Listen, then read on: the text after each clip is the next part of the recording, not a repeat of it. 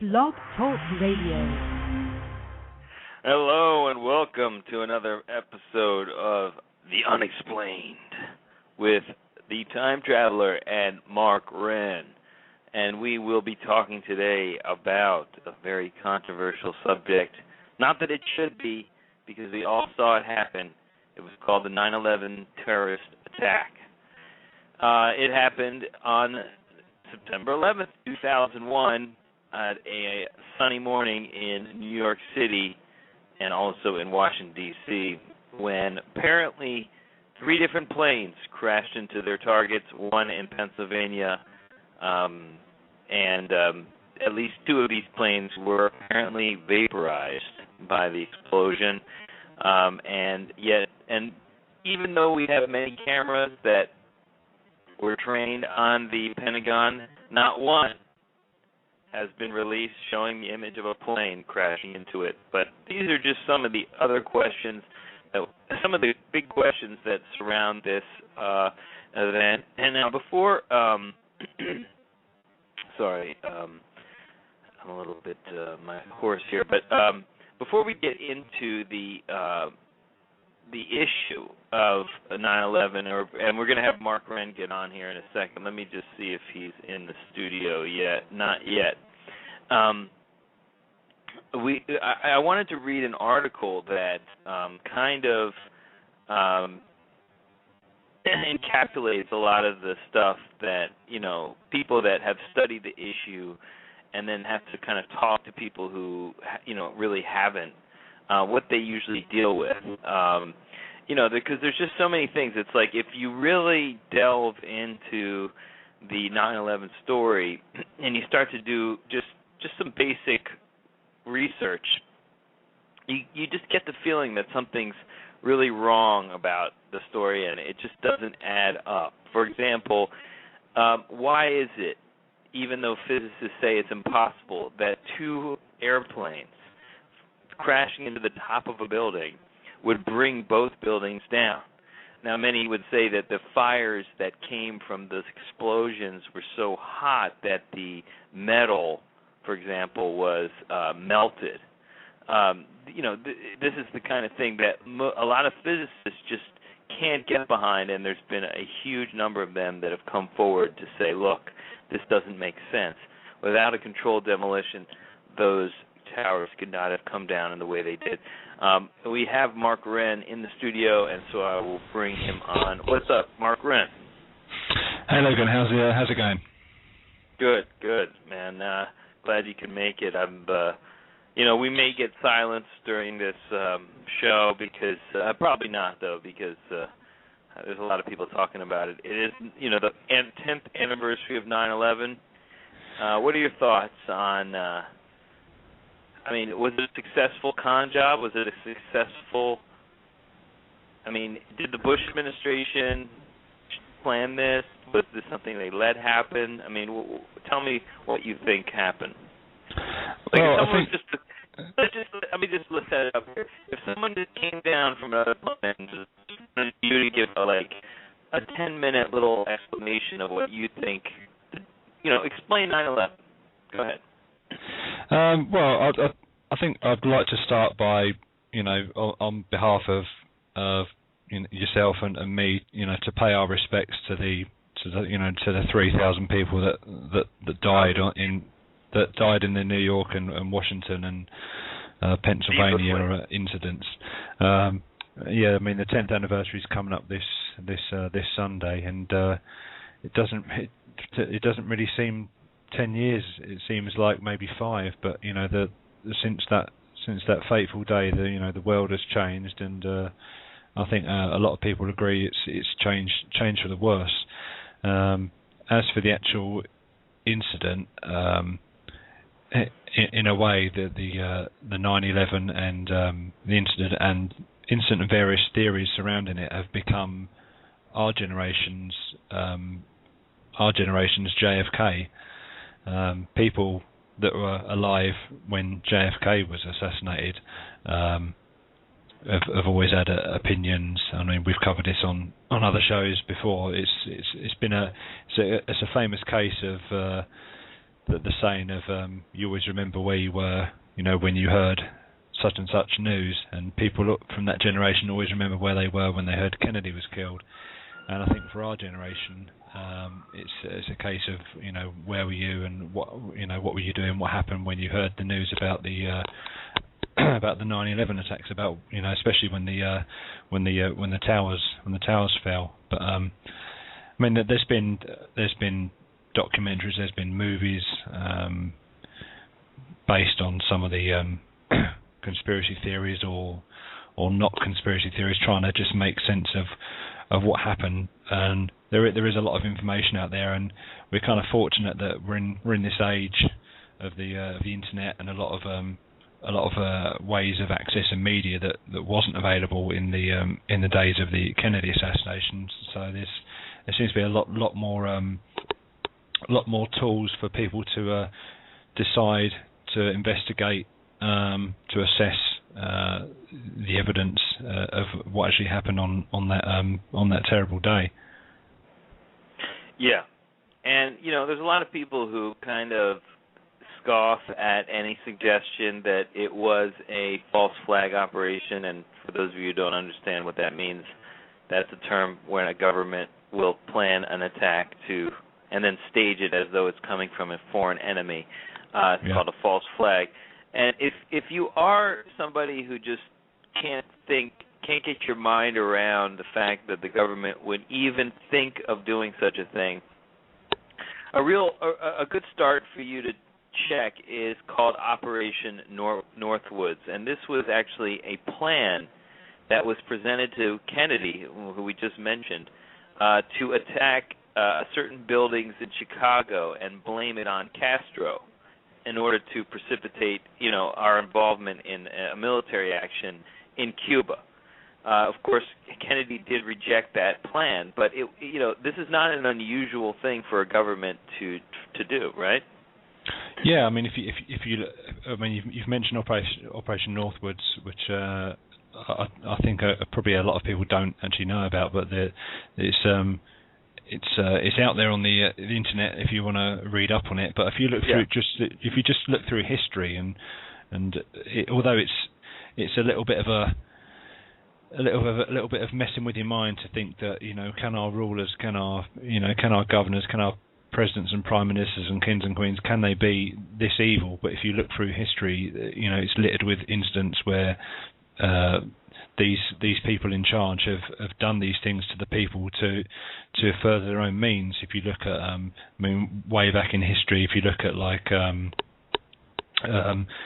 going back to Roman days, you had I think it was Emperor Nero, set fire to Rome to blame it on the Christians, to carry on the persecution that was going on at the time, and even in recent history, well, not so much recent history, but certainly the 20th century, before World War II, Adolf Hitler burned down his own government building, the Reichstag in Germany. Yeah, the Reichstag fire. Right. Yeah, the Reichstag fire. Blamed it on a thing that Bush did. I mean, he sat on top of the rubble and proclaimed that he was going to get the terrorists who did this. Yeah, I mean, Bush made that speech saying, we're going to hunt them there, we're going to hunt them there, we're going to dig them out of their foxholes, we're going to wanted dead or alive, kind of the old Western spirit. It seemed like after. If you look at Hitler's speech, Hitler had the same speech. I mean, when the Reichstag fire happened, I'm just comparing them. Yeah, you're right. Go ahead. Yeah. I mean, the Hitler thing was, we'll find our energies. We're going to. I think Bush's famous quote is, "We're going to smoke them out." Right. We're going to find our enemies. We're going to crush them. And I think there are parallels between. It's strange. There are parallels between someone as evil as Hitler and someone as possibly as evil as Bush, or certainly not intelligent, or whatever people want to criticise about Bush. The fact that shortly after the Hitler incident, Hitler set up his own homeland security. Yep. And what happened after that? And he called it that? almost the same thing.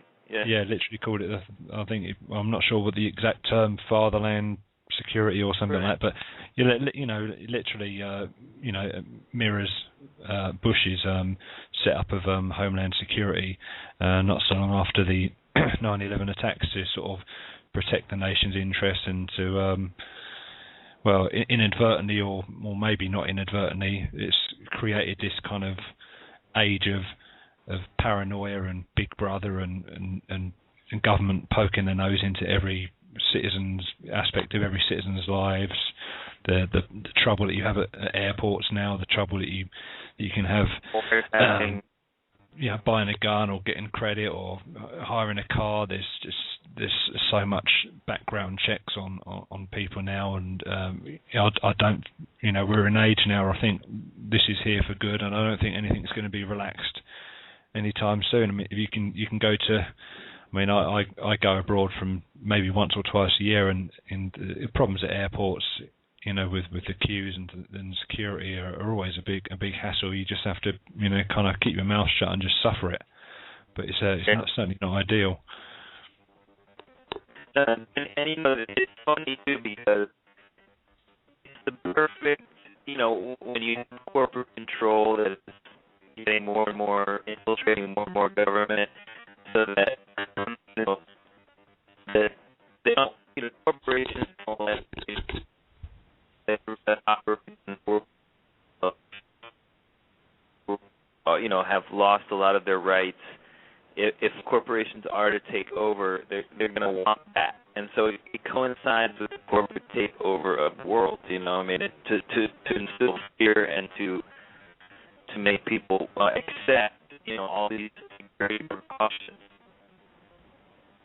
Yeah, you're right.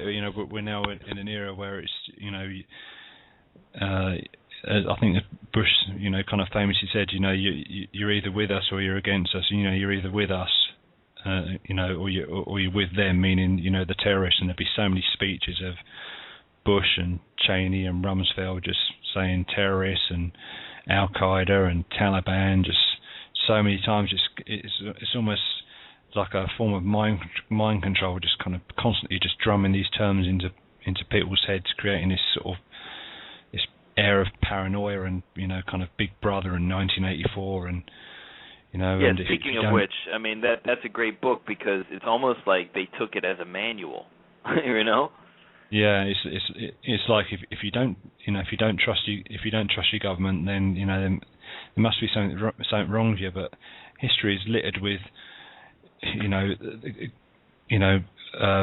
subterfuge and everything from and betrayal and conspiracies within governments, even going back past Watergate and Iran-Contra and things like that. Governments have always lied to the people, whether it's for their to further their own means or as what's often stated, a famous kind of way of wording it is national security. That's always the thing that's always trotted out. It's in the interest of national security all the time. National security. Right. Yeah, that's always a common thing that people will cite. Now, I just want to set up though, the official story tells us that how many hijackers? 17 or 19? 19. 19. Yeah, 19 used box cutters, and their plan was they came in and they got through security with these box cutters, and then they proceeded to take some stewardess hostage and then get to the cockpit and force them to open it, and they took control of the planes, and then they crashed these planes into these buildings. The buildings fell because, this is the official story, because the fire that burned, from these planes when they hit the top of these buildings was so hot that it melted the core of the of these giant buildings that are meant to withstand such incidents. It's not like they didn't contemplate the possibility of a plane going into the top of the building. So it's like they're set up to sustain a hit from a plane, yet they collapse on themselves almost in the fashion of a controlled demolition, but yet that was just due to all this hot burning, even though we have never in the history of the world seen a building come down like that quickly because of a fire, any fire. So even fires that have been burning for days on end, but much less a few hours. But that's the story. Also, the plane veered off and was taken over by a bunch of passengers in Pennsylvania, and it crashed, leaving no fuselage and virtually no evidence at all that a plane even crashed there. And then you have a plane apparently crashing into the Pentagon around the same time, and that plane left a hole that was a lot smaller than a plane would have made, and also was none of the debris were there's no pictures of any debris, and it's hard to see where the debris went. It looks like it vaporized, but all this is part of the story. Yet there are no camera shots of a plane going into the Pentagon. That's the story, that a plane went into the Pentagon. Now, many people dispute that part of it. So why don't you talk about what the whole notion of the Pentagon and what happened to it? Yeah, I mean, there's footage of like a security camera, which is I think it's positioned near a vehicle entrance point, I think to the side of the Pentagon, and the government have released video footage of it's one camera. Yeah, just one camera. Yeah, one camera. Yeah, one camera in the most heavily protected building in the world. Just one camera was working, and it looked like a bad webcam, and you don't really see a plane at all. You just kind of see maybe a bit of motion, a movement, and then an explosion, and you just see a kind of a ball of fire, just flames. Apparently there were other cameras in the area at gas stations, and I think some local stores, and the authorities quickly obtained the footage from those cameras, and they've never been shown, and who knows what's happened to those. Maybe they've been destroyed or tucked away somewhere from inquisitive eyes. So who actually knows? But certainly from what you see of the thing, the gap in the building doesn't appear to be enough to have contained a large commercial airplane, and I would have thought that if a plane crashed into the Pentagon, then with the size of the wingspan of these planes, you would have seen a bigger hole, and more of a mess than what it was. I don't know. There's lots of theories about whether it was some kind of missile or one of these drone planes that had just been sent there. I'm pretty sure it was a plane, because people that I know that wouldn't lie actually saw it. They saw a plane, but it's like it was a smaller plane. It wasn't, a 747. So it was probably like some kind of guided missile that was, created to look like a plane or something like that.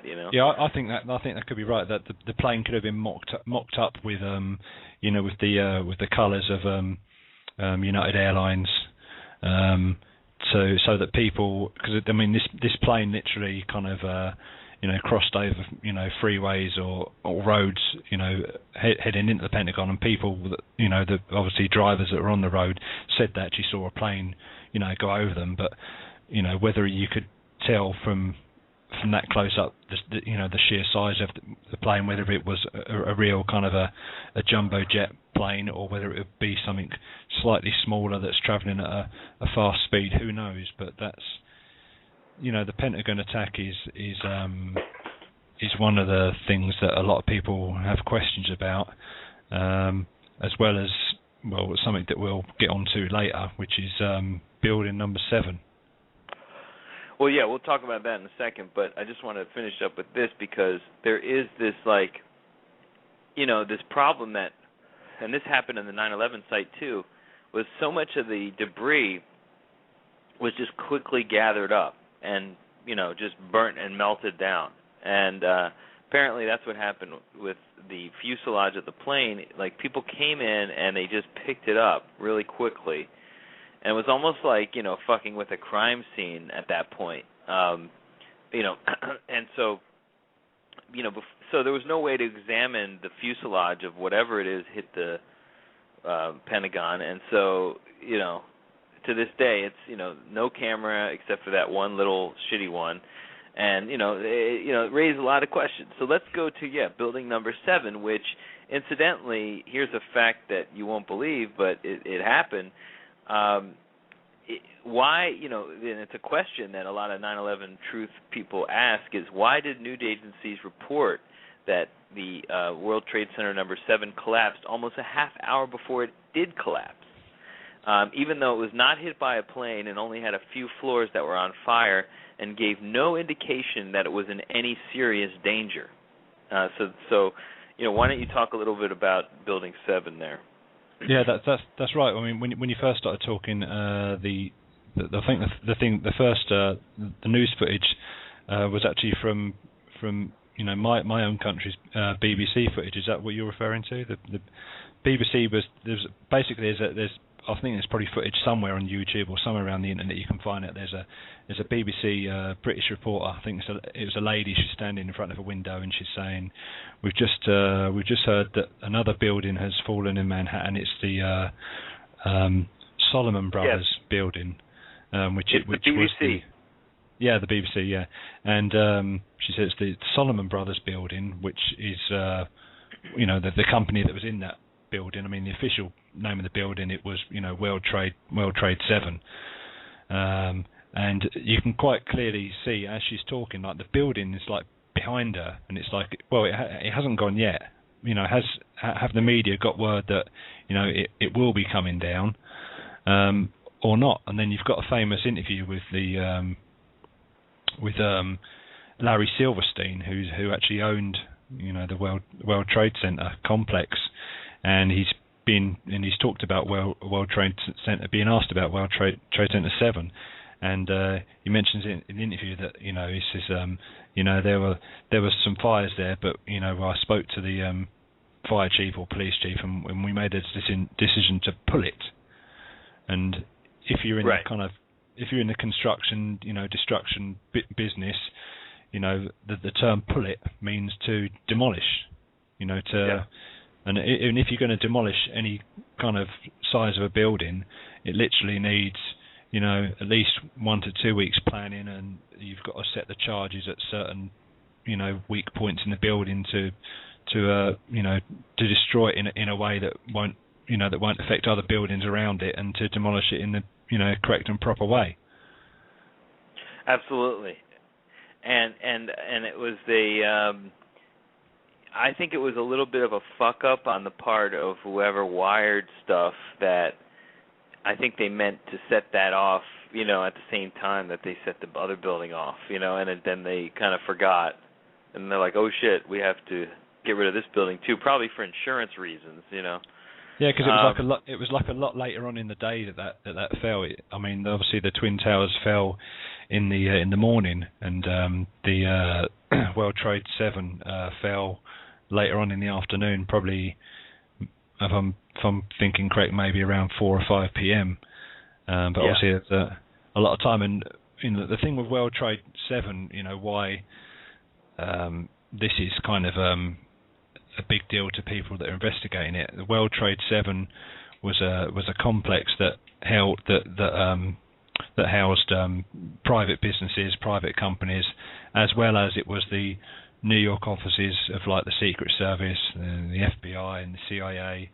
So this building, contained a lot of files and documents, and it's led to people talking about the documents in there to do with money laundering or financial irregularities, and things like that. And of course, they're all lost.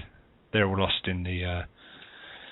They're all lost in thing. I think there was a press conference like a day or two before 9/11, and I think they were talking about the budget or money troubles in government, and they'd done some sort of accounting and discovered that there was like 2 or 3 trillion like unaccounted for. I'm not sure whether you're familiar with that.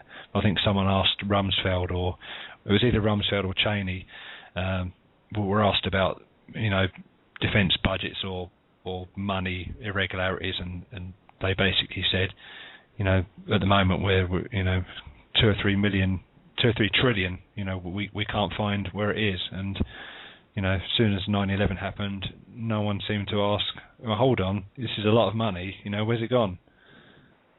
Interesting. So you're suggesting that part of this whole thing was a giant caper of maybe several $1 trillion, and then all of course the money laundering that was allowed to happen after all the wars. I mean, war is the best front for a money laundering operation. When you're trying to steal all the money from the Treasury, the best way to do it is to start a war and then ship that money in the form of footballs.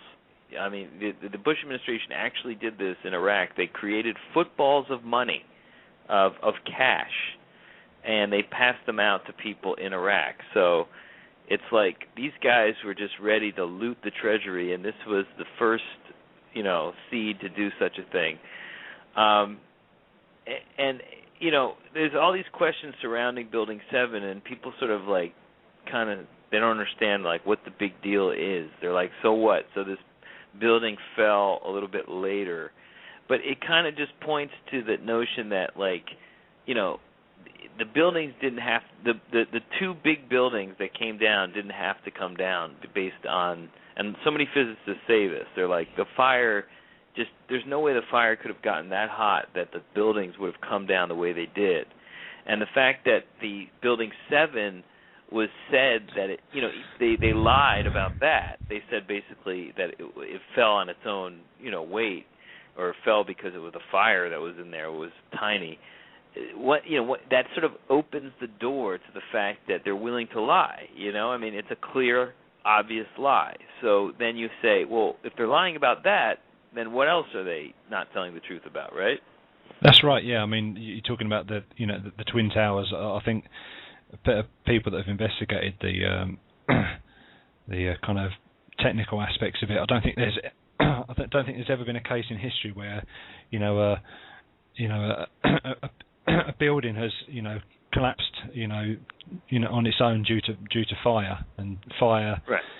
The fire has to burn has to melt steel at a certain temperature to do so, and they're saying about it's the plane crashed through and it cut the columns, and it like this pancake theory, I think they call it, which the top the floors above a certain section became too heavy for the ones below, and it just pancaked down, so it looked like a demolition. I'm really not sure, because I've seen footage and it looks like lower as the building is collapsing. There's like lower floors, and you can see kind of what looks like kind of explosions coming out of windows and coming out of the sides of the building. It looks very suspicious. Yeah, those are called squibs. Yeah, squibs. Yeah. So I mean, who knows whether obviously the planes were the means to try and bring down the buildings, and maybe maybe bombs or explosions were like a backup plan, plan B. But whatever happened, I mean, I remember, I was not working on the day of 9/11, and with the time difference, it was like I think like 2 in the afternoon or so, and I actually had the BBC Channel 1, and they said we're hearing reports from New York that an aeroplane has hit the World Trade Center in downtown New York, and the first reports, they said it was a small commuter plane, and I thought, well, must be a kind of a lousy pilot, or didn't he just see this big building right in front of him? What's happened? And then maybe 10, 15 minutes later, they're saying, well, we're hearing actually it wasn't a small commuter plane. It was it was a commercial airliner. And I thought, well, that doesn't sound right. And I kept watching it, and then all of a sudden, the second plane struck, and then you knew that something was up. And all the channels over here, and I mean, you're in New York. I mean, I don't know where you are in New York. Whether in Manhattan or Brooklyn or Queens or wherever in New York. But I mean, were you there that day? How close were you to the to where it all happened?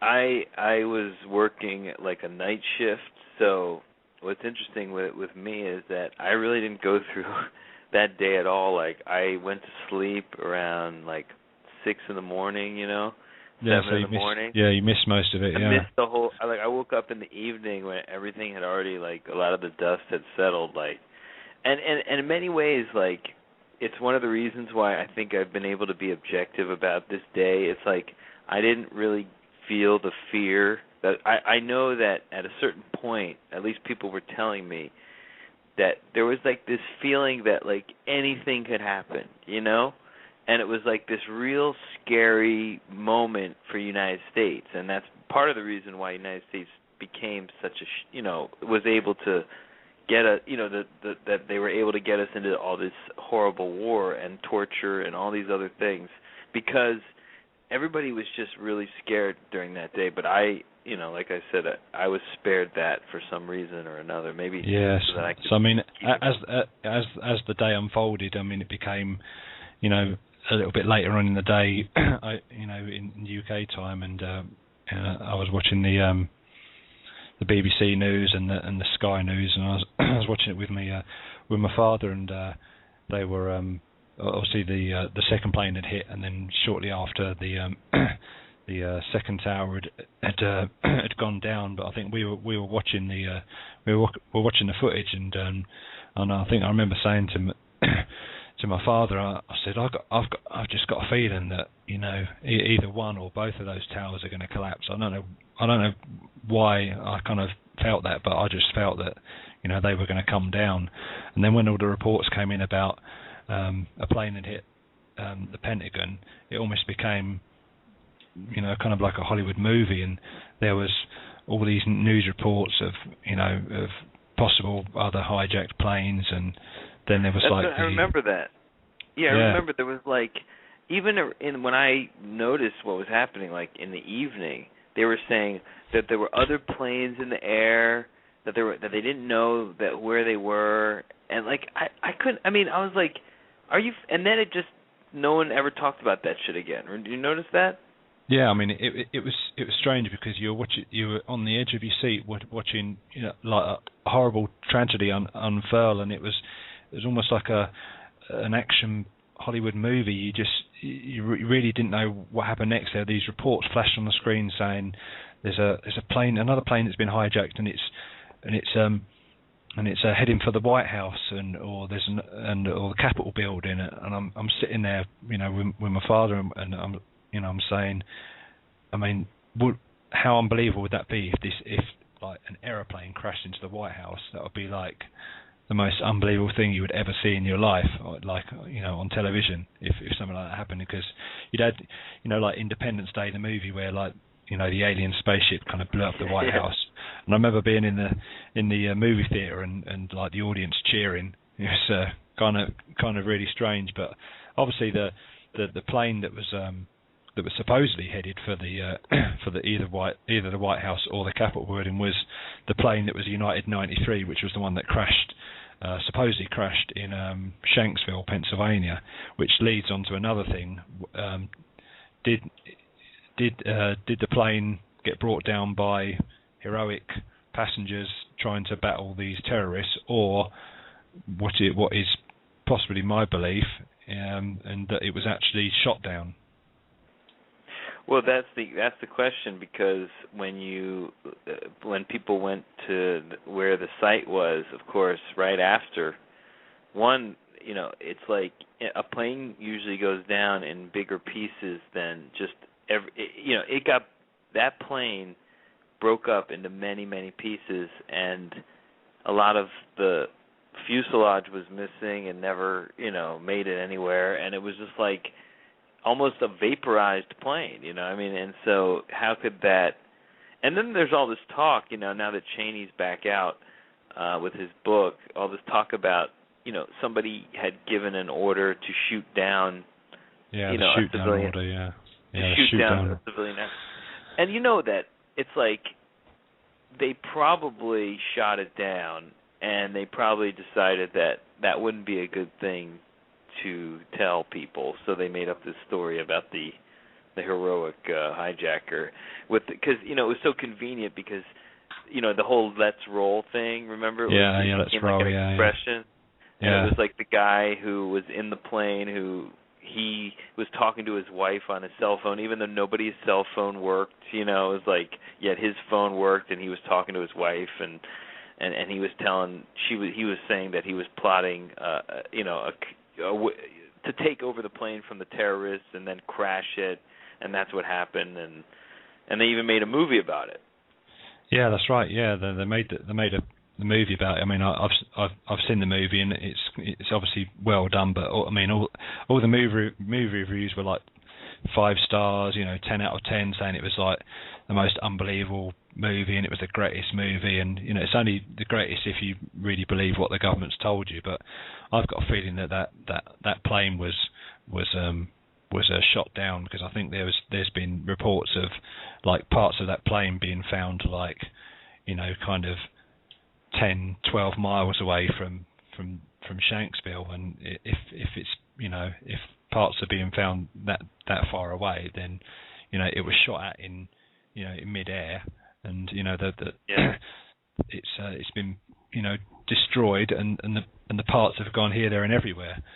Rather than if you actually look at the kind of alleged crash site, the hole looks like not much bigger than maybe like a dog, trying to bury a bone, if you will, kind of scratching around with its paws and and digging a hole literally the size of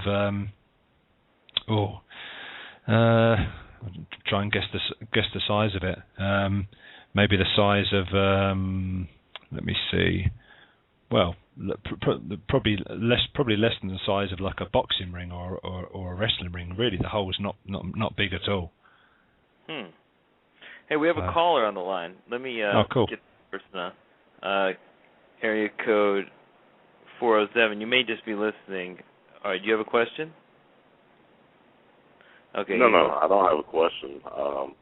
I just had a comment and just wanted to say that I support you all, and I think you're doing a good job, and I'm just going around supporting all the shows that are speaking at this time that are actually making sense and speaking common sense about what really happened on 9/11.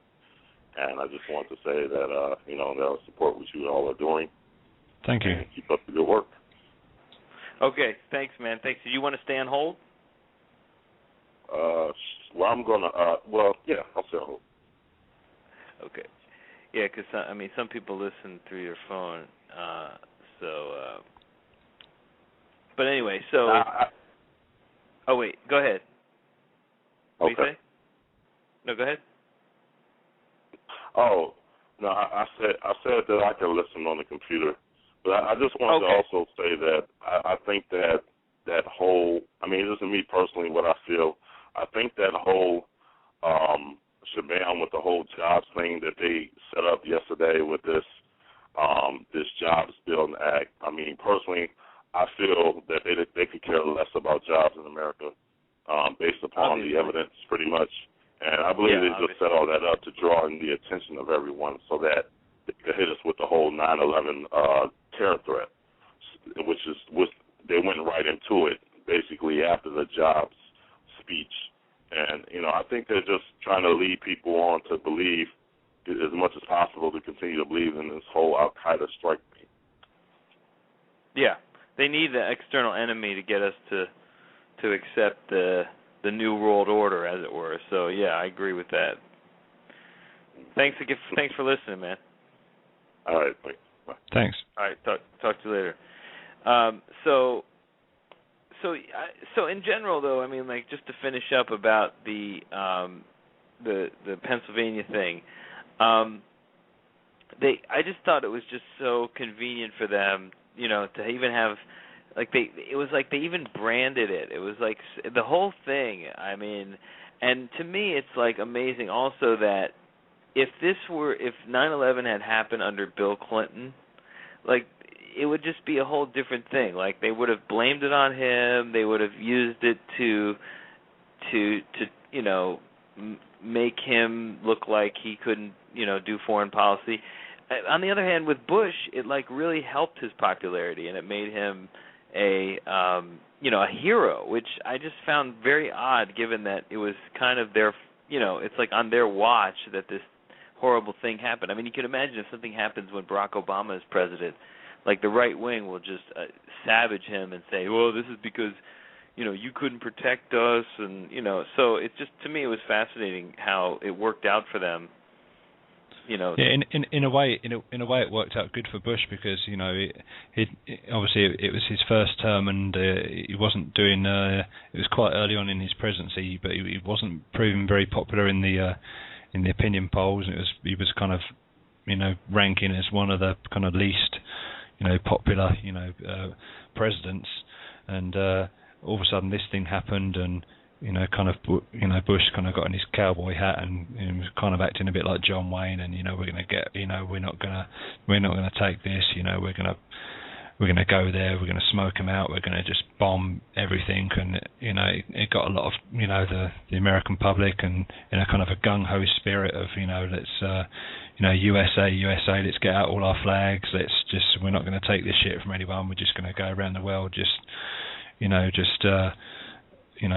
punch him first, and ask questions later, and that set off a lot of resentment around the world. And Bush was by intention.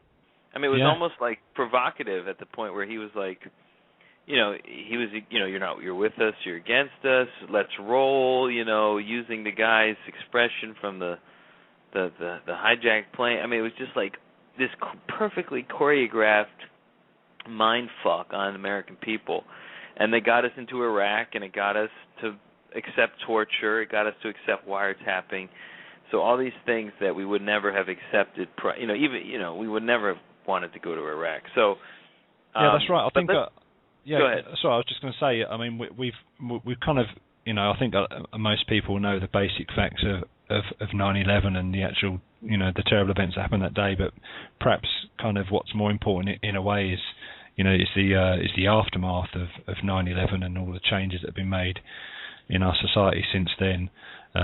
You've obviously got the US and Britain certainly, and a few other allies, are now in kind of 2 or 3 wars around the world, and they've been kind of bombing merry hell out of Afghanistan and Iraq and Iran, and the war is costing billions and billions and trillions of dollars, no doubt. And it was all kind of the fallout of the 9/11 was obviously, we're going to find out, who did this, and the number one suspect was Bin Laden, and he's probably in the caves in Afghanistan. So let's go to Afghanistan first and just carpet bomb the whole place and make it look like a parking lot. And then there was this whole kind of deal, to do with the. You'll probably remember this. The weapons of mass destruction. We've got to go at these places because they have weapons of mass destruction, and they can, put these chemical bombs, and they can reach us in 45 minutes, and we need to get rid of these dictators, and we need to get rid of these tyrants, and which begs the question. I mean, it's like the fact that they always say, they were always like, what if 9/11 was done with a nuclear, device that they could get their nuclear hands on? suitcase, yeah. And my question was always, well, if they were going to do it, if they really wanted to do something to the United States, why wouldn't they wait until they got that nuclear suitcase instead of doing this like little attack and then just having us come over there and bomb the shit out of them? You know what I'm saying? Like, it's like, why wouldn't they deal us in the first instance a death blow that we couldn't recover from? Instead, they hit us with something that we easily recover from, and then come back and have war with them. I mean, what advantage could they possibly be gaining from doing the 9/11 attack? Right? I mean, it just doesn't make sense. Yeah, I mean, I've often wondered, what was there. What was, if we're going along with the official story of, it was Al Qaeda and it was Bin Laden that was the mastermind of it. I mean, what was their actual motive? Because I've never been aware of a motive, and I think the official line of saying what their motive is that Bush and his cronies always trotted out was they don't like our freedom. Did you ever hear that? It was always trotted out. Bush and Rumsfeld and Cheney would always say, they attacked us because they don't like our way of life. They don't like our freedom. And I thought, well, why would they do all this? What's that got to do with anything? That is a strange, motive to start, wrecking people's lives and killing people because they don't like our freedom. That seems very strange.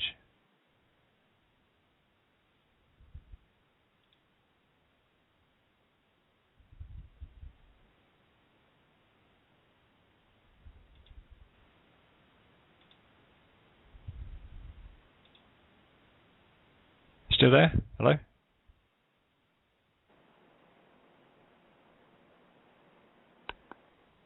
Go ahead, man.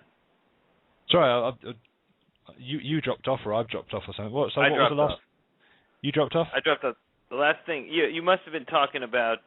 Just go ahead. Everybody else heard you but me, but I kind of knew where you were going. So if you want to just finish up.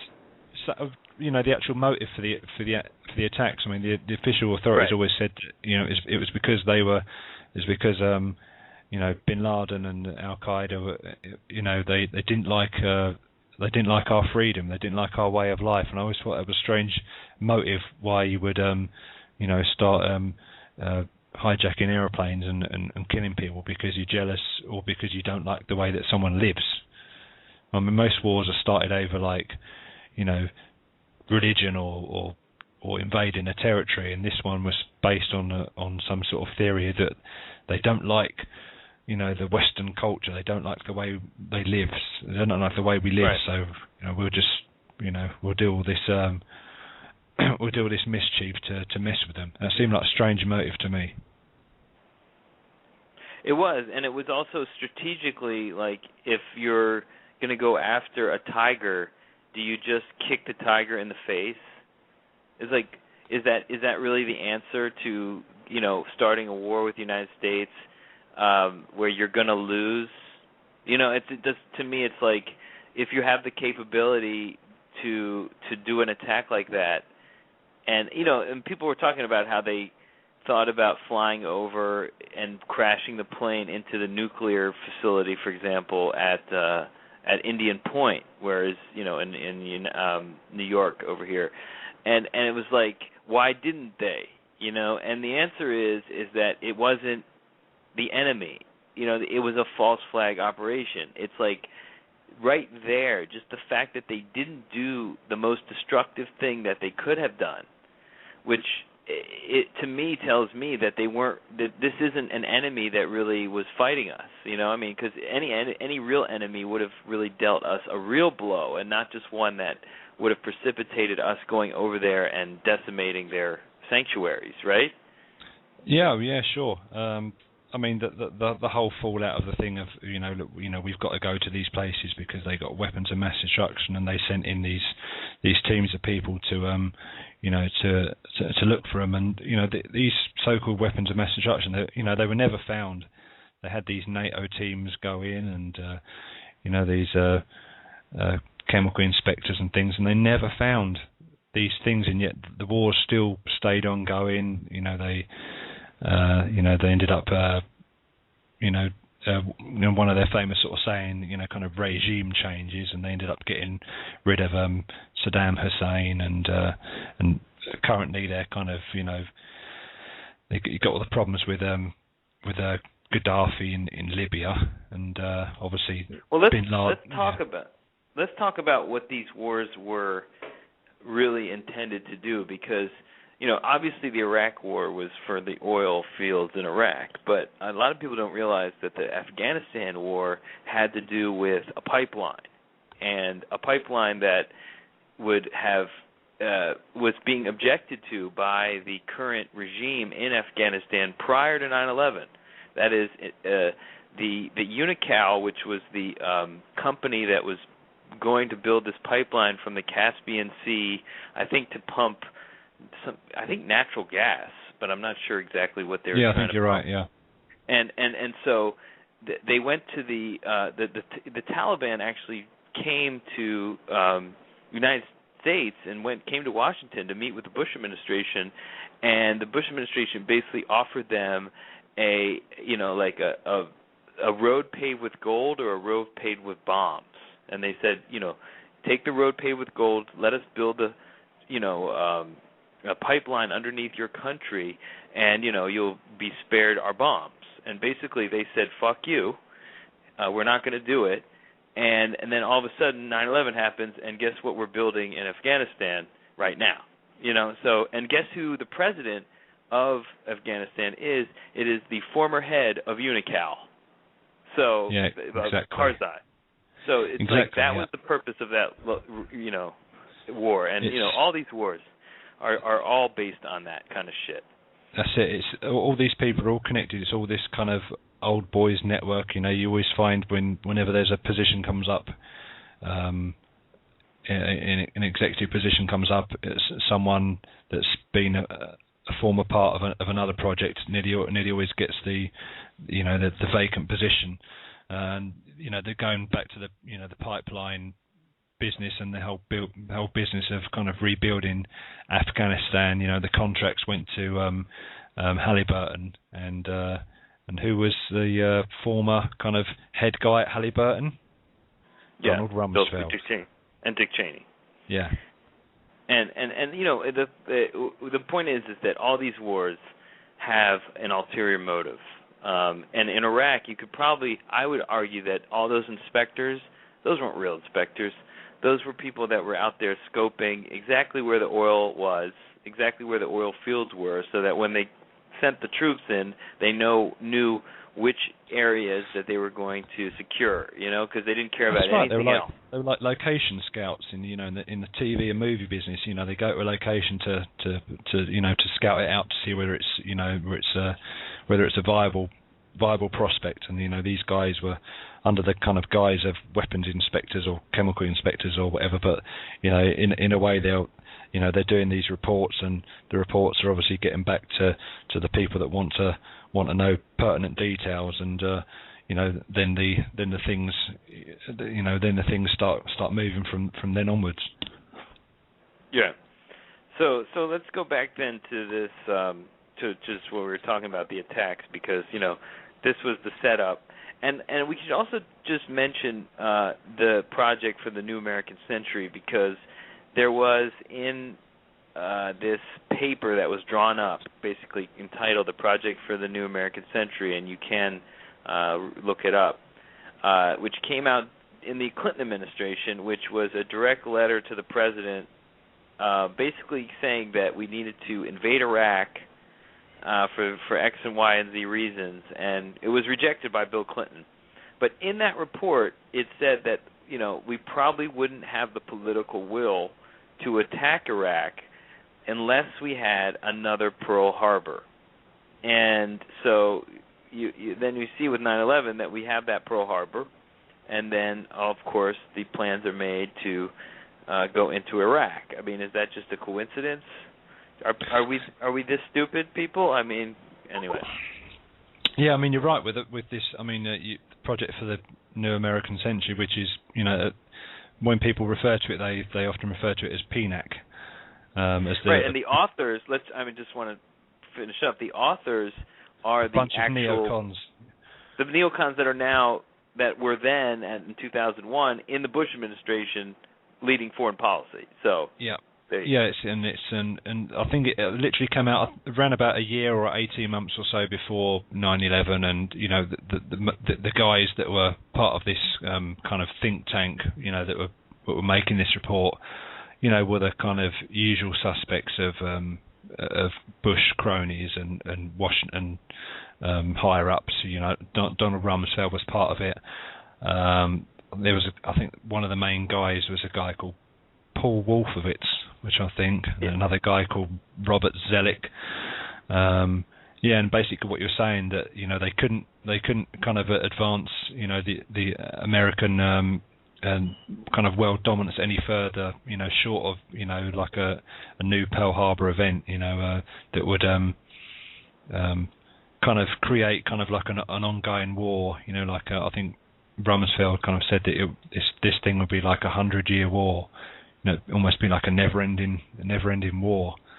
But I mean, this whole report kind of outlined the American sort of diplomatic, political, military power, talking about the resources that are obviously in the Middle East. Obviously, the oil resources are the main thing. Another thing, obviously, I don't think this was covered in the report, but this is another thing that I've heard that's been mentioned about Afghanistan, is that they've got like a huge vast amount of poppy fields, and poppy fields create opium, and you've got the whole drug smuggling type thing. Thank you. Yeah. There's been so many reports of American military over there just kind of guarding these poppy fields, and even helping with kind of the maintenance of these things in a way, guarding this kind of the drug culture that's so prevalent in society today. Very, very strange. And an interesting fact about that is that the Taliban, they were actively destroying poppy fields. So the Taliban were against the growth of heroin, and the heroin now has grown exponentially since we invaded in Afghanistan, and so has been supplying now. I mean, you can imagine the money rolling in from just that alone. And the brother of Karzai is one of the head heroin dealers, distributors in the country. So there you go, another business motive, ulterior motive. I mean, probably even more lucrative than the pipeline. When you think about it. Yeah, certainly not far off in terms of money worth. I mean, they're both very valuable in their own unique ways. And this is the reason why we're still there. This is the reason why the Afghanistan war is the longest war we've ever had, because they are building a pipeline. So, I mean, it's like they're still not finished, and they're not going to be finished for another 10 more years. So there you go. It's just amazing how people are so, able to manipulate others through this patriotism shit and through this fear, And you think about, okay, so Afghanistan is the base of operations for Al-Qaeda, which attacked us. And so this is the reason why we're there. And, of course, now they're saying, they've bled into Pakistan. But, I mean, for all practical purposes, they could have gone anywhere at this point. So it's like the notion that we have to go to a specific location to snuff them out is like it's whack-a-mole as a foreign policy, and it makes no sense. It only makes sense to a child. Yeah. Right? That's right, yeah. Another part of, obviously, the fallout of 9/11 were, the torture and rendition and things like that became more reported on in the media, and you would also, I mean, probably arguably the most popular program probably of the last decade has been the program 24, which kind of deals with the whole terrorism sort of aspect in the world, and you would have the Jack Bauer character literally interrogating people, torturing people just to get things out of them, and this led to revelations in the press. That talking about, was it Al Ghraib, where the troops were just mistreating prisoners, the whole waterboarding type thing, and then you had the rendition of people being brought out from those countries and interrogated, being tortured in some kind of in the place of back of beyond in somewhere in Eastern Europe, and these temporary prisons, and a whole espionage world of trying to get into these terrorist cells. Very strange business. Yeah, and what's interesting about the whole torture regime is that traditionally torture has always been used by governments to elicit false confessions and to discredit people through, torturing them into admitting to crimes that they didn't commit.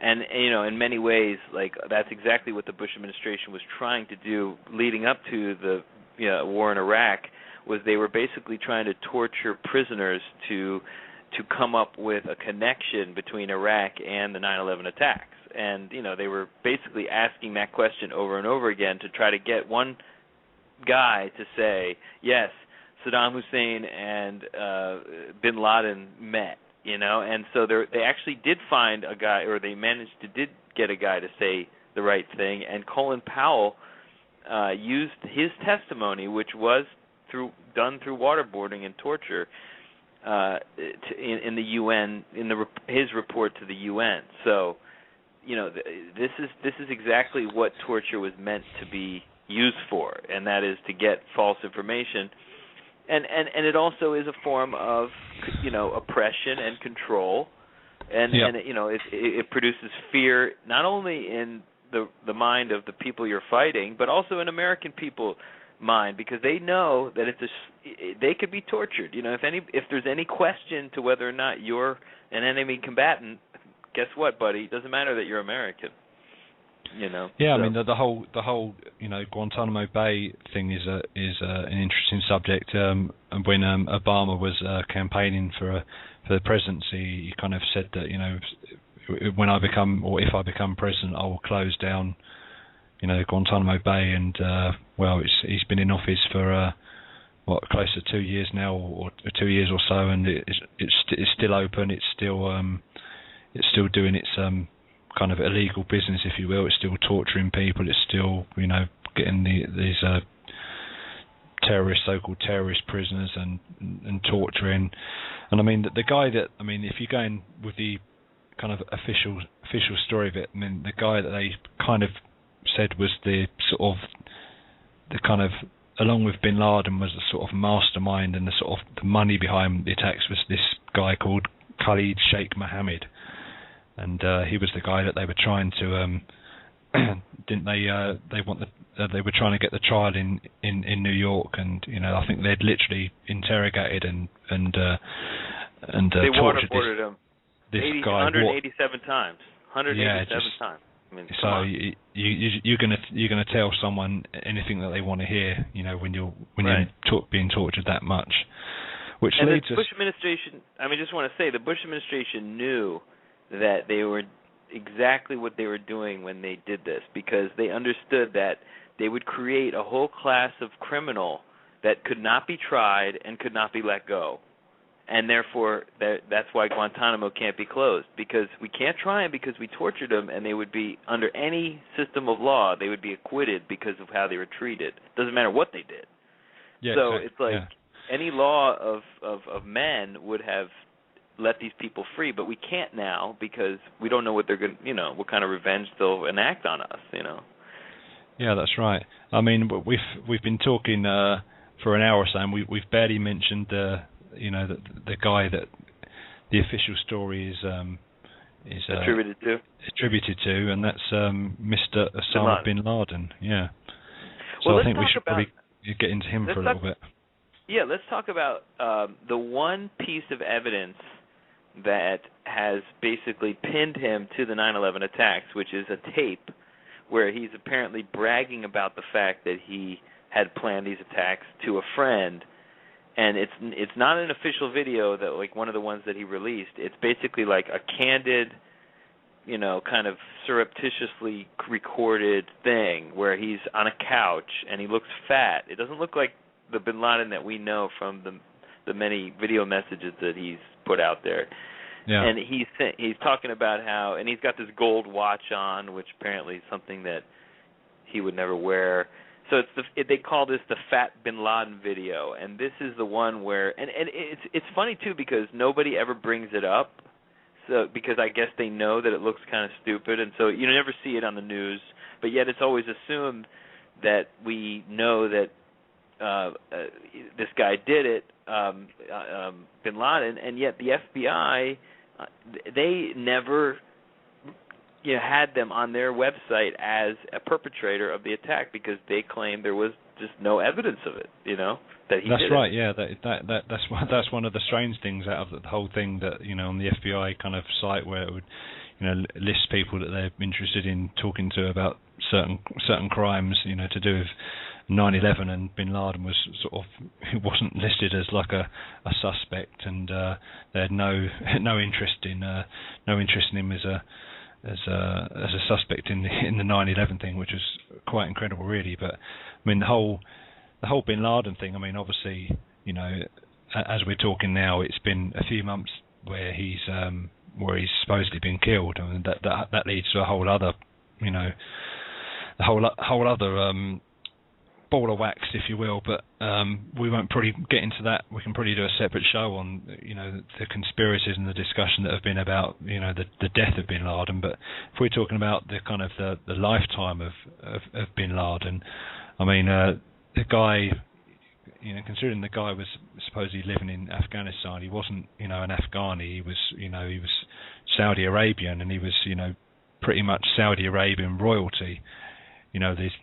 His family, the Bin Laden family were very rich and probably still are very rich and powerful. And even if you watch like the Fahrenheit 9/11 documentary movie that Michael Moore produced, he kind of shows that the Bin Ladens and the Bush family were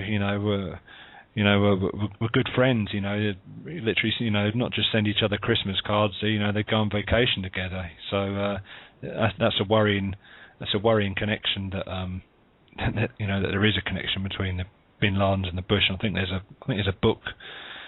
There was a book that was discussed. I think it might be called like the House of Blood or something. But it was a book detailing all the relationships between the Bushes and the House of Bush, House of Saud, House of Bush, House of Saud, I think. Yeah. But or something like that. Yeah, but the thing about Bin Laden is that he was part of this big family that is very friendly with the Bushes, and his brother was having breakfast with Bush Sr. when the attacks occurred. So I mean, that's right. Like, yeah, I think it was a guy called Band, and like the kind of nickname for this guy was like they called him Bandar Bush because he was like just with the Bushes. No, that's a different guy. But yeah, I know what you're talking about. Yeah. Bandar, he's the guy from Saudi Arabia who is like they call him Bandar Bush. Yeah, I remember that. But yeah, and the fact that these are 19 people from I think a majority of them were from Saudi Arabia, and yet Saudi Arabia is not a suspect at all in this attack. I mean, that's right. Yeah, you think really that odd. you think that the country that that produced, you think that the host country, the home country of these people that produced these alleged terrorists would receive some sort of retribution about the attacks, but instead of going and bombing the hell out of Saudi Arabia and these terrorist families and stuff, they chose to just not go there at all and leave them alone and go to Afghanistan and then then Iraq and now Libya and the whole Middle East is just a complete mess. I mean, it was untidy to say the least before 9/11, but since 9/11 it's a real hornet's nest, and every day on the news or on the internet or in the newspapers you read about unrest in the Middle East and a regime change or something, the people rising up, and it's Egypt, and there's a lot of things have been happening certainly in recent years, Not immediately after 9/11, but certainly in recent years there's been a lot of population uprising, and it all kind of ties into 9/11 and the whole aftermath, and it's and there doesn't look like there's going to be any end to all the unrest there. I would probably say for sure, probably in both our lifetimes, I can't see the Middle East and indeed Israel and Palestine kind of ever being resolved. Probably as long as we're alive. I mean, look what's happened though. I mean, it's the perfect storm for people who deal in natural resources like oil. We've every war that we launch over there increases the price. It makes the oil, takes oil off the market and then increases its price exponentially. So, right when the Iraq War occurred, over those years, gas just went up and up and up and up because they basically took out all that oil from the market and sat on it. And now, it'll come back online pretty soon, but at the new high price. It's not like they're going to bring the prices down, significantly again. So it's a perfect way to, because let's face it, the way it was set up, and I think they realized this, the way the Middle East was set up by having all these dictators, was that we were getting oil too cheap. And so they wanted to make the oil more expensive. So the best way to do that is to let Exxon produce it instead of these dictators.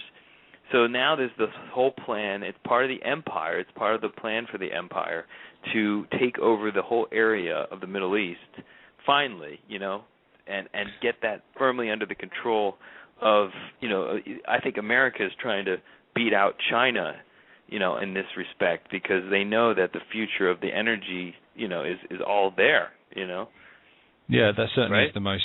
That certainly is the most powerful kind of aspect of the whole thing as a whole. And certainly in this day and age, and as the world goes on, that the most luxurious item, the thing that people can't do without is energy, whether it's gas for your car, water to drink and to and to use as you will. All energy resources are obviously vitally important, and the people that control them are going to have they're going to have all the cards in their hand. Yeah, and that's why Iran back in the day was overthrown, because the country itself was going to nationalize the oil fields and make, do it in a way that, the way Chavez, that's why they hate Chavez in Venezuela, because he has made it, he's nationalized the oil, so it's not like these private entities anymore. It's like the state run, and a lot of the money that is generated ends up going to the people instead of just like a few executives. But that's not the model that, the people that are controlling this country are interested in. They want a model where there's, everybody's like, they're the few people running it, and they have all the money, and they're able to jack the price up and fuck, the normal person. And they are. Look at the way I can't imagine what they are in England, but the price of the gas, ever since Bush came into office, it's like, it's gone up like maybe 4 times, that's not just a coincidence. Yeah, I'm not sure what the price of gas is where you are now, but I remember being on vacation in America in around about 1996 or 97, and we had a hire car, and we would stop at the gas station and get some gas, and it was like $1.20 or something, and I don't know what it is exactly. now. It was like I don't know what it is over there now. Yeah. Right now it's almost $4, maybe a little more. Yeah. We pay between $4 and $4.50. We pay a lot for our gas over here because they add VAT onto it. So you guys think you pay a lot for gas. I promise you, we probably pay. I'd probably say we probably pay twice as much for gas over here. We are. I don't know what the money conversion works out to be. But if you were to come over here and you know, and have a car and fill up, you would be amazed at the price that they charge. And you know, people. I mean, there've been protests over here where we have truckers and people that depend, you know, their livings on using fuel, and they've blockaded roads and things. But these protests last for a day or so, and then they're forgotten, and people just put their hands in their pockets and pay the price that, you know, that BP and Esso and Texaco and all these companies, you know, all these gas stations charge, and that's just the way it is. But I just want to track back to the whole to Bin Laden thing. Certainly the videos that I mean, obviously Bin Laden is dead now, or so we're told. But when Bin Laden was alive, every sort of, you know, once or twice a year, you'd have like a video recording, you know, kind of released to the media, and it was always, you know, kind of a little bit dark, and it would be done on like a home, you know, kind of movie camcorder, and it'll be sent to the kind of main Arabic TV network, which is well, still is Al Jazeera, and then that would be sort of you know, dispatched to all the other sort of foreign news agencies, and you'd see these different video recordings, and like you said before, there'd be some where Bin Laden would have like a jewelry on, which is kind of forbidden, I believe, in the whole kind of Muslim culture about wearing jewelry and things. And there'd be ones where he'd appear to have gained like, you know, 40 pounds or something. There'd be ones where his beard would be, you know, quite grey, and there'd be other ones where it would be quite dark. And you know, it led to a lot of theories about, you know, kind of doubles being used, you know, impersonators. You know, is it the real guy? And if you kind of research Bin Laden, you know, on the internet, it seems that around the time of 9/11, he was actually having health issues himself. There's reports of him having, you know, kind of being on like kidney dialysis equipment in hospitals, and, you know, having liver failure. I mean, if this guy's having like liver failure or kidney failure, you know, and he needs you know, round the clock treatment, then he certainly isn't living in a cave somewhere. He's going to, you know, he's with his money and power, he's going to want the best, you know, private medical treatment. And there are reports that, you know, he was kind of proclaimed dead, you know, even before 9/11 happened. And I believe, and I've seen this on a documentary, that the first kind of video statement that Bin Laden did, which I think was probably 4 or 5 days after 9/11, he actually denied any involvement and just said, you know, I've not carried this out. It's right. You know, I've not carried this out myself. It's carried out by, you know, people with their own, you know, motives. And then gradually over the next few months, you'd see, you know, him still not sort of taking credit for the act, but, you know, kind of, you know, laughing in America's face by saying, you know, you've you know, the chickens have come home to roost. You know, you've messed with us for a while, and now you're having all these problems. But yeah, these videos were some of them were very misleading. Some would be sort of a little bit incoherent and a bit rambling, and he'd be talking about other things. I mean, obviously. How about when he came on almost like to help Bush? He basically came on and endorsed Kerry right like the night before the election. Remember that? Yeah, that was another strange one. I mean, it was perfect. It was the perfect gift to George W. Bush. I mean, it was great.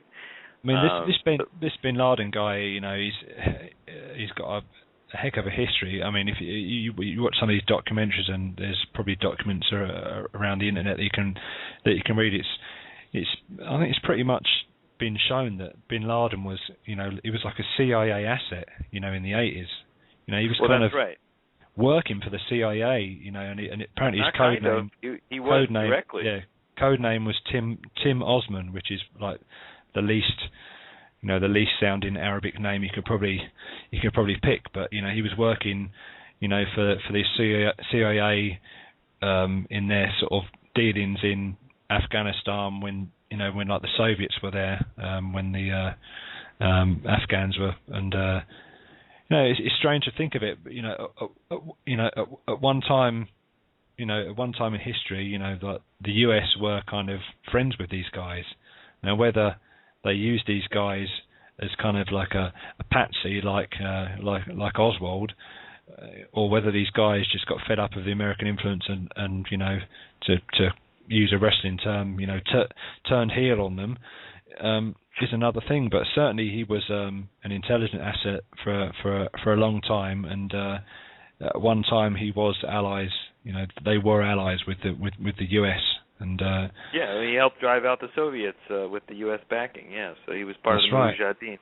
That's right. We have a caller. Let me cool. get them on here and see if they have a question. Area code 631. What's up? Hey, how you doing? I'm here in New York City, and I was here. Grew up here, and I was here when 2001 happened, and a lot of people thought that I was nuts when I told them, when it happened, I already, knew what was up, the way the government was from childhood. And in America, it sounds like you have a London person on the phone, or English? Or? Yeah, that's right, yeah. And, over here, I have two aunts in London, a lot of people around the world. But America is just the land of, the brainless. And a lot of Americans have a problem, talking about that. When I went to Europe and other places, they're open about it. And what we've been noticing, a few of us that think freely, is they have been conditioning the public for this anniversary of fear and, the decade of ignorance, the earthquake, which, if a free-thinking mind, they can manipulate that, even hurricanes. And when I spoke with some people, I said, oh, well, that sounds like your theory. And then all of a sudden on the Discovery Channel, a show called Engineering Hurricanes comes up. The earthquake was labeled a terrorist. You had people getting interviewed in Manhattan talk about, oh, it reminded me of, 9/11. And, so that, also the earthquake hitting D.C., Pennsylvania, New York. So that's a subliminal that's sitting in the minds of people, because those are the three places where the planes crashed. Two in New York, one in Pennsylvania. So what I've seen over the past couple of decades is like an engineering, a psychological engineering. And when I was growing up, a young kid in the 70s and the 80s, everything seemed cool. Now when I look back, I see the conditioning. And this is really hard for people to accept. Even in all countries, London, other countries, they're not really countries. They're criminal enterprises. Yeah, and at this point, sure. Yeah, I noticed in Holland and in London, and, I think you're considered a subject instead of a citizen.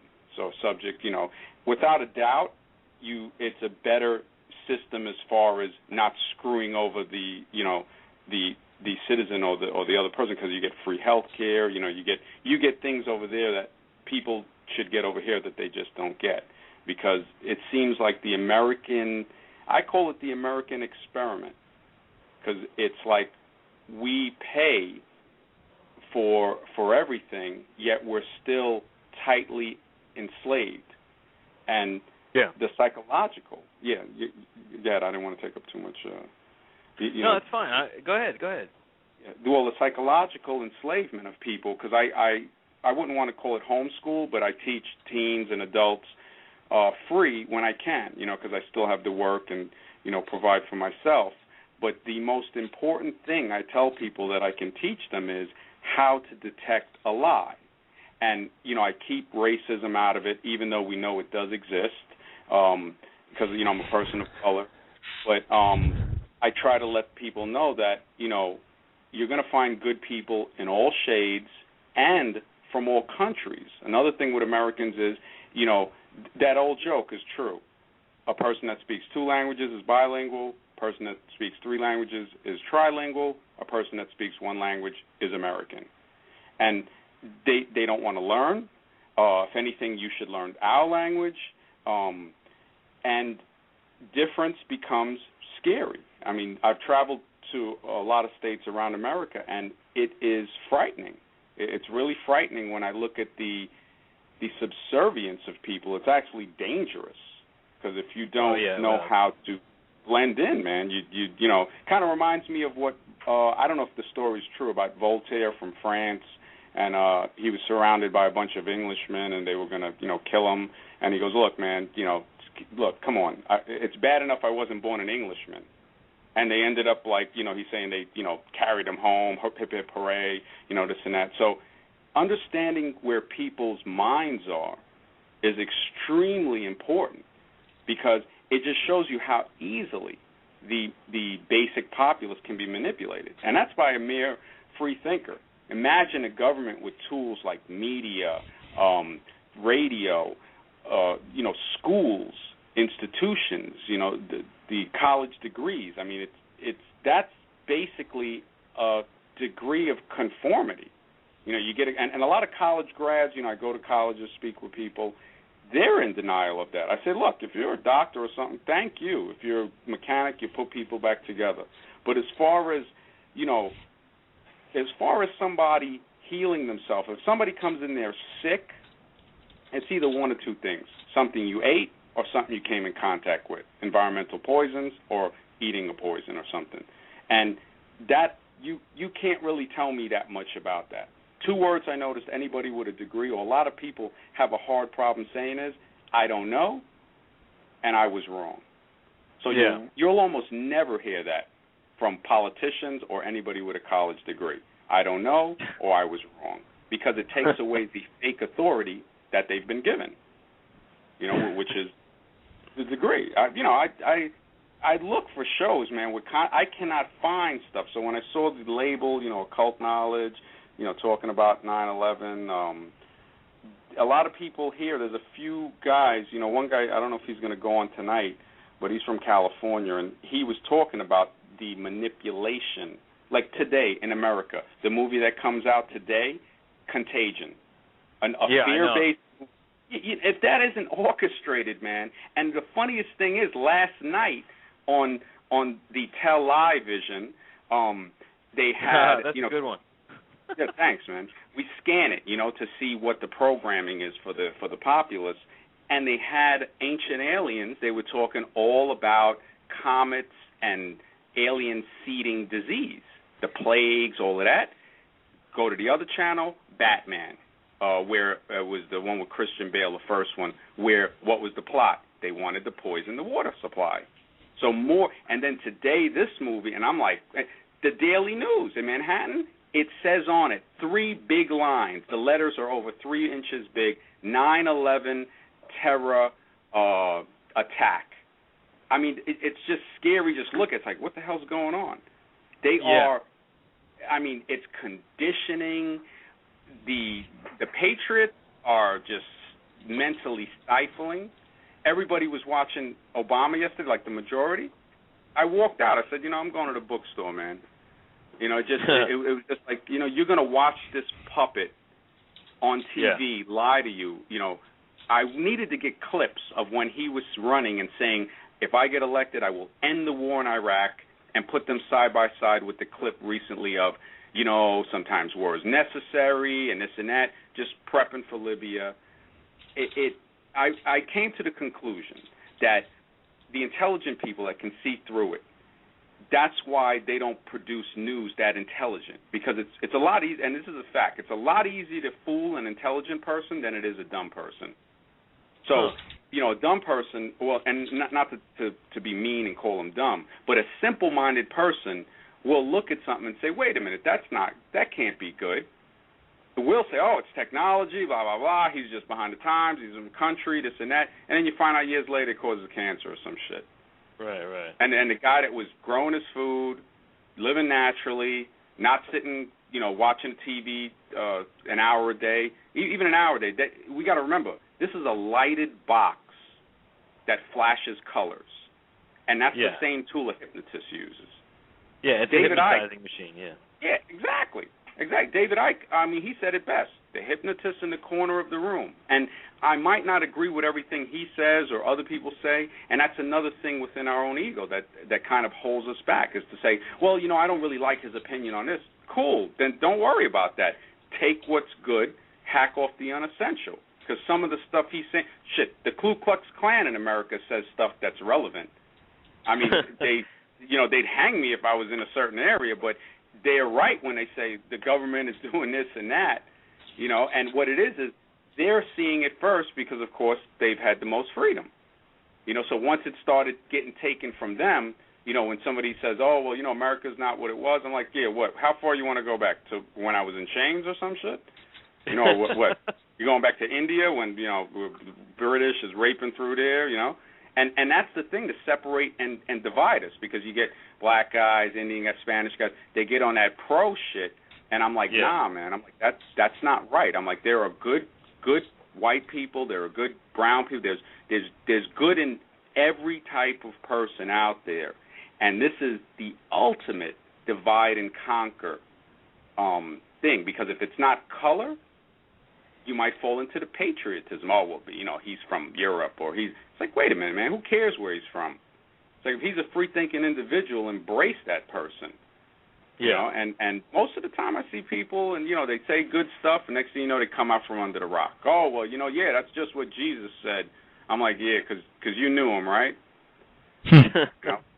But, I just wanted to, throw in my 2 cents, and help out or whatever. I see you guys have just the name and the whole, to put something up like that, because I went through a few shows and I was just like, maybe 5 minutes, and I realized a lot of people on Blog Talk, because I'm thinking of starting a show. So I'm going through and checking stuff, because I don't want to just jump in, just throw money away, Thanks for coming in. Thanks for calling, man. And, yeah. Well, no problem, we're on more regularly, so you should just call in again when you can, man. Yeah, I'll call in, and I'll come in the chat room and talk in the chat room, so I can hear everybody's view and stuff like that. But thank you for letting me voice my opinion, man. All right, cool, man. Thank you. Thanks. All right, take care, man. Bye. Thanks. All right. So, hey, listen, Markren, I wanted to get into some of the central questions around 9/11 and have you comment on them. And this comes from an article in tvnewslies.org.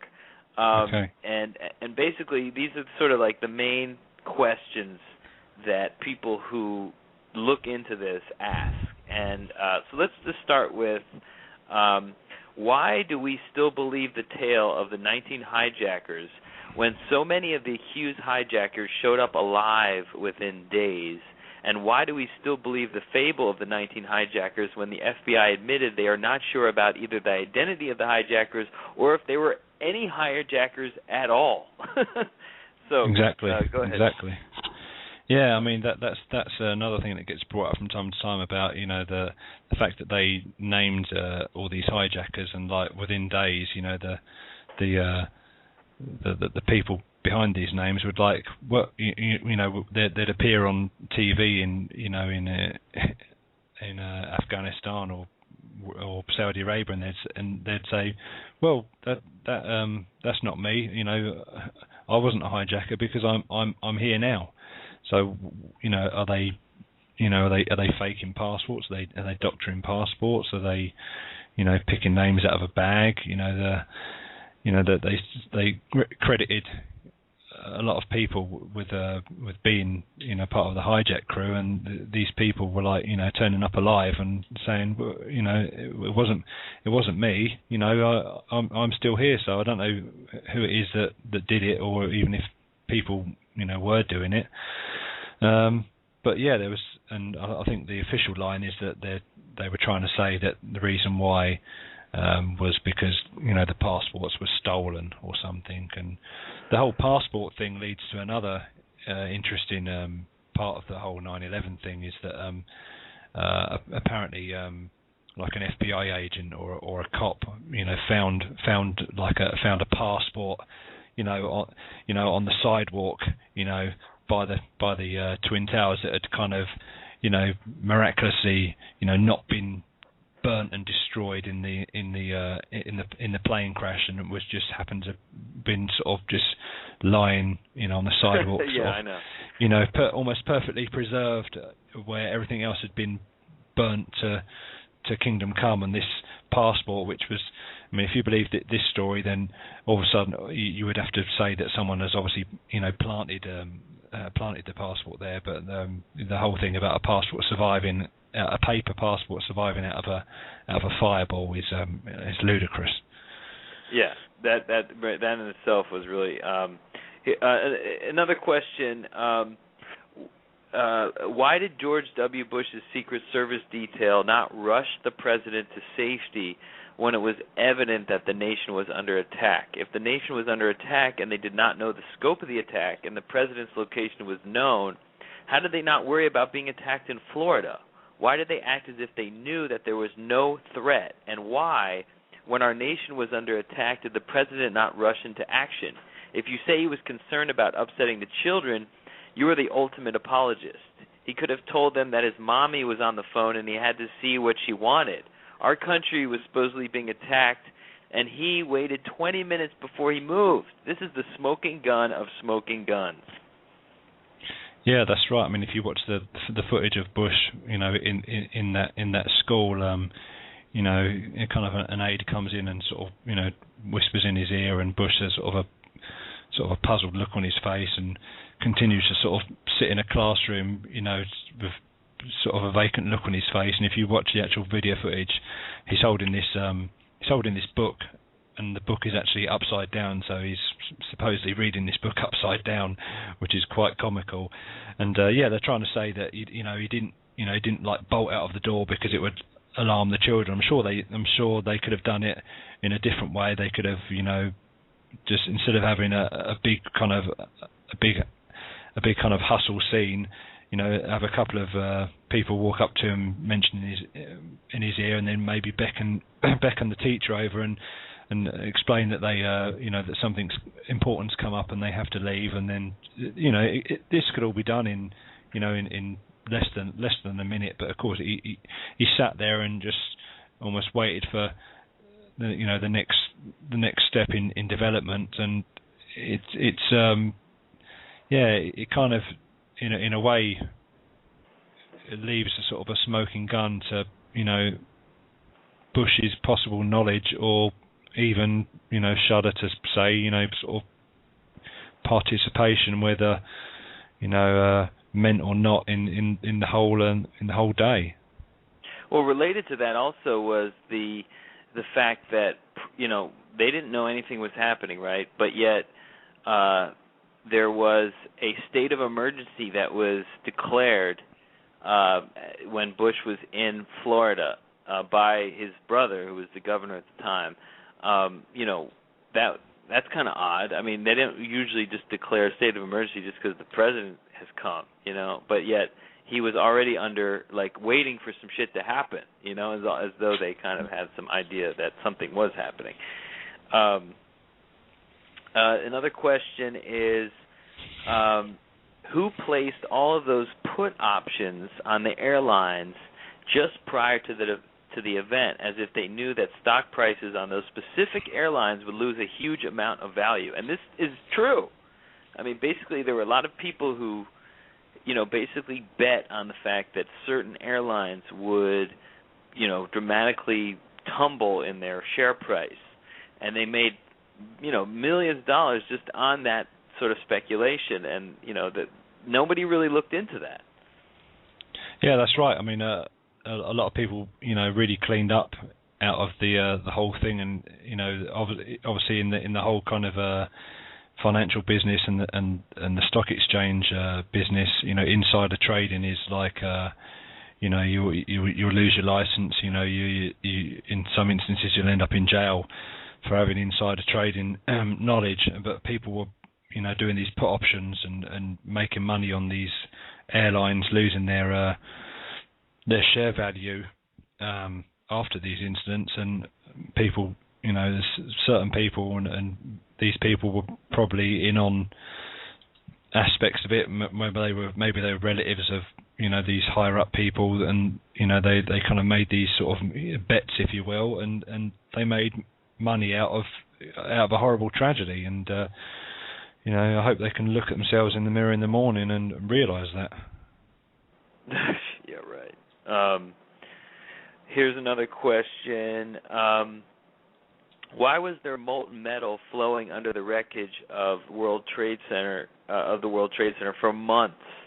No jet fuel can melt metal, and nothing explainable could melt that much metal and keep it hot enough to remain molten for a month. So basically the idea is that there had to have been, because that's exactly what happens when you have a controlled demolition involving, these steel rods or iron rods or whatever the metal was that was supporting the World Trade Center. You create these pools of molten metal that stay burning for a very long time. And all the metal, too, was interestingly collected up at the time, right after the attack, and sent over to China to be melted down.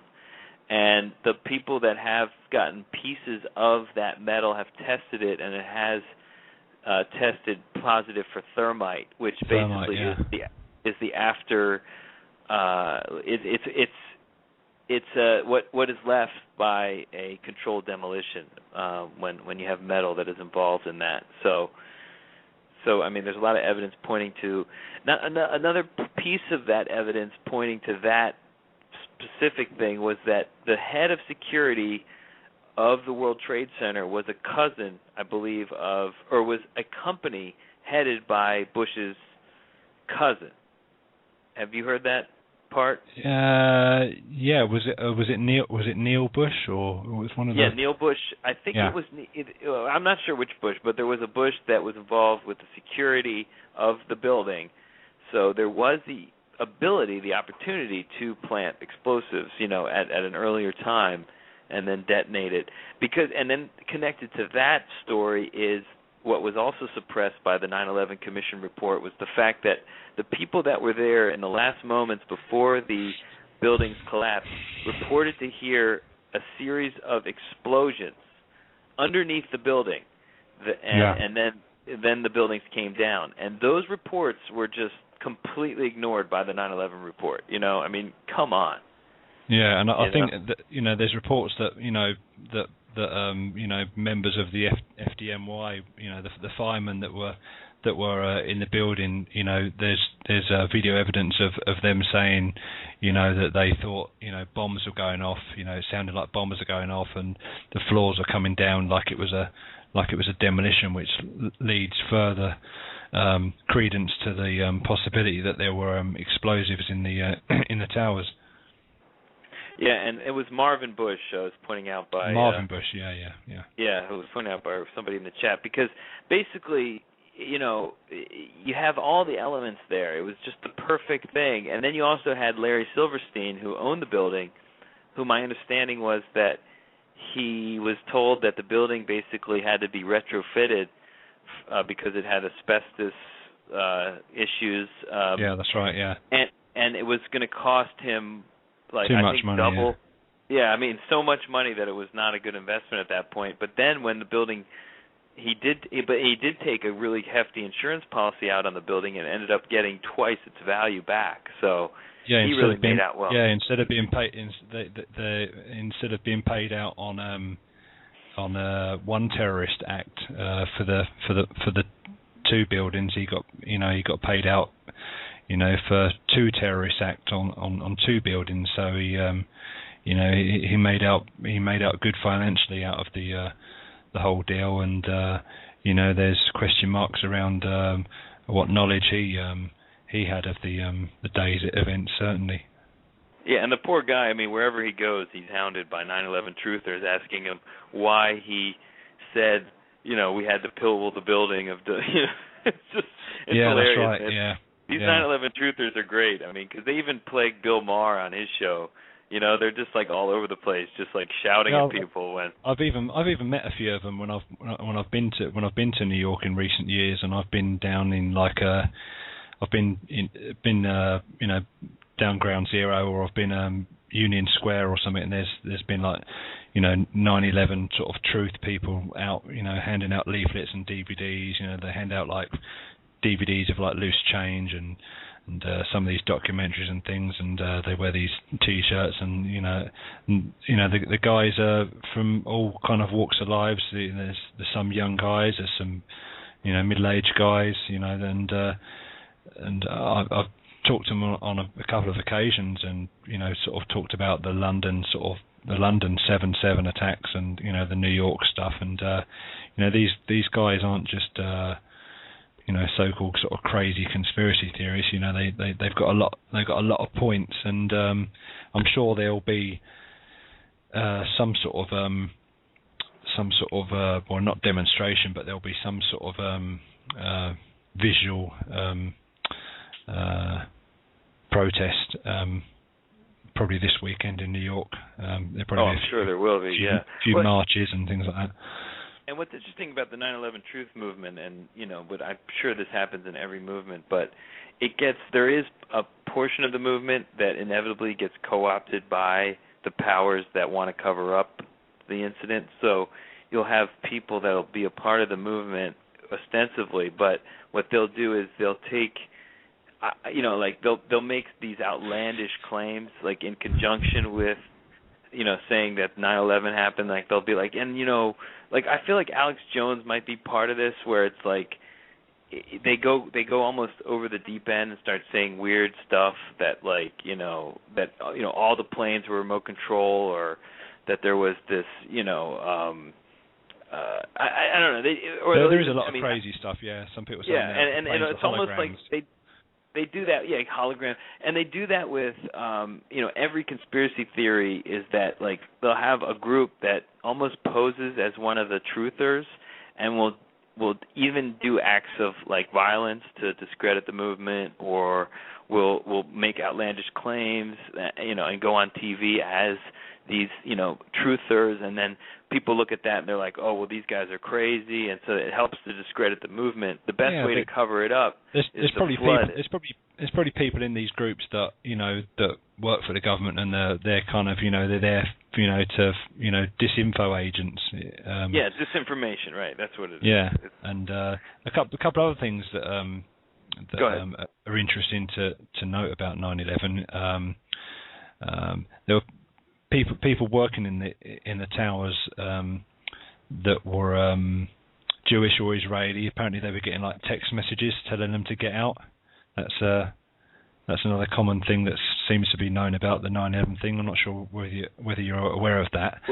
Wait, I'm sorry, I missed that. You went out there for a second. What did you say? People, Jewish Israeli people that were working in the Twin Towers that morning, they were getting like text messages and stuff, early in that morning, before the work day started, saying, don't go into work today, don't go into work this morning, and kind of just leaving it as that, and that's led to a lot of sort of theories on the internet of like Israeli type influence on 9/11, and whether like Mossad were behind it, or rogue agents, or and there's it's like with the internet and a lot of things. There's always a lot of people ranting and raving about Israel and Zionists and all this type of thing, and trying to apportion blame on other groups, and that's another part of the 9/11 thing. Another interesting part that you probably be aware of, around about 6, 7, 8 months before 9/11, there was a television program that was made. I think it was made by the producer of the X-Files, and sort of the basis of this program was like showing like a 747, like just plow into the Twin Towers. Yeah, I think it was called The Lone. I think the TV show was called The Lone Gunman, or something like that. It's made by the people behind the X-Files.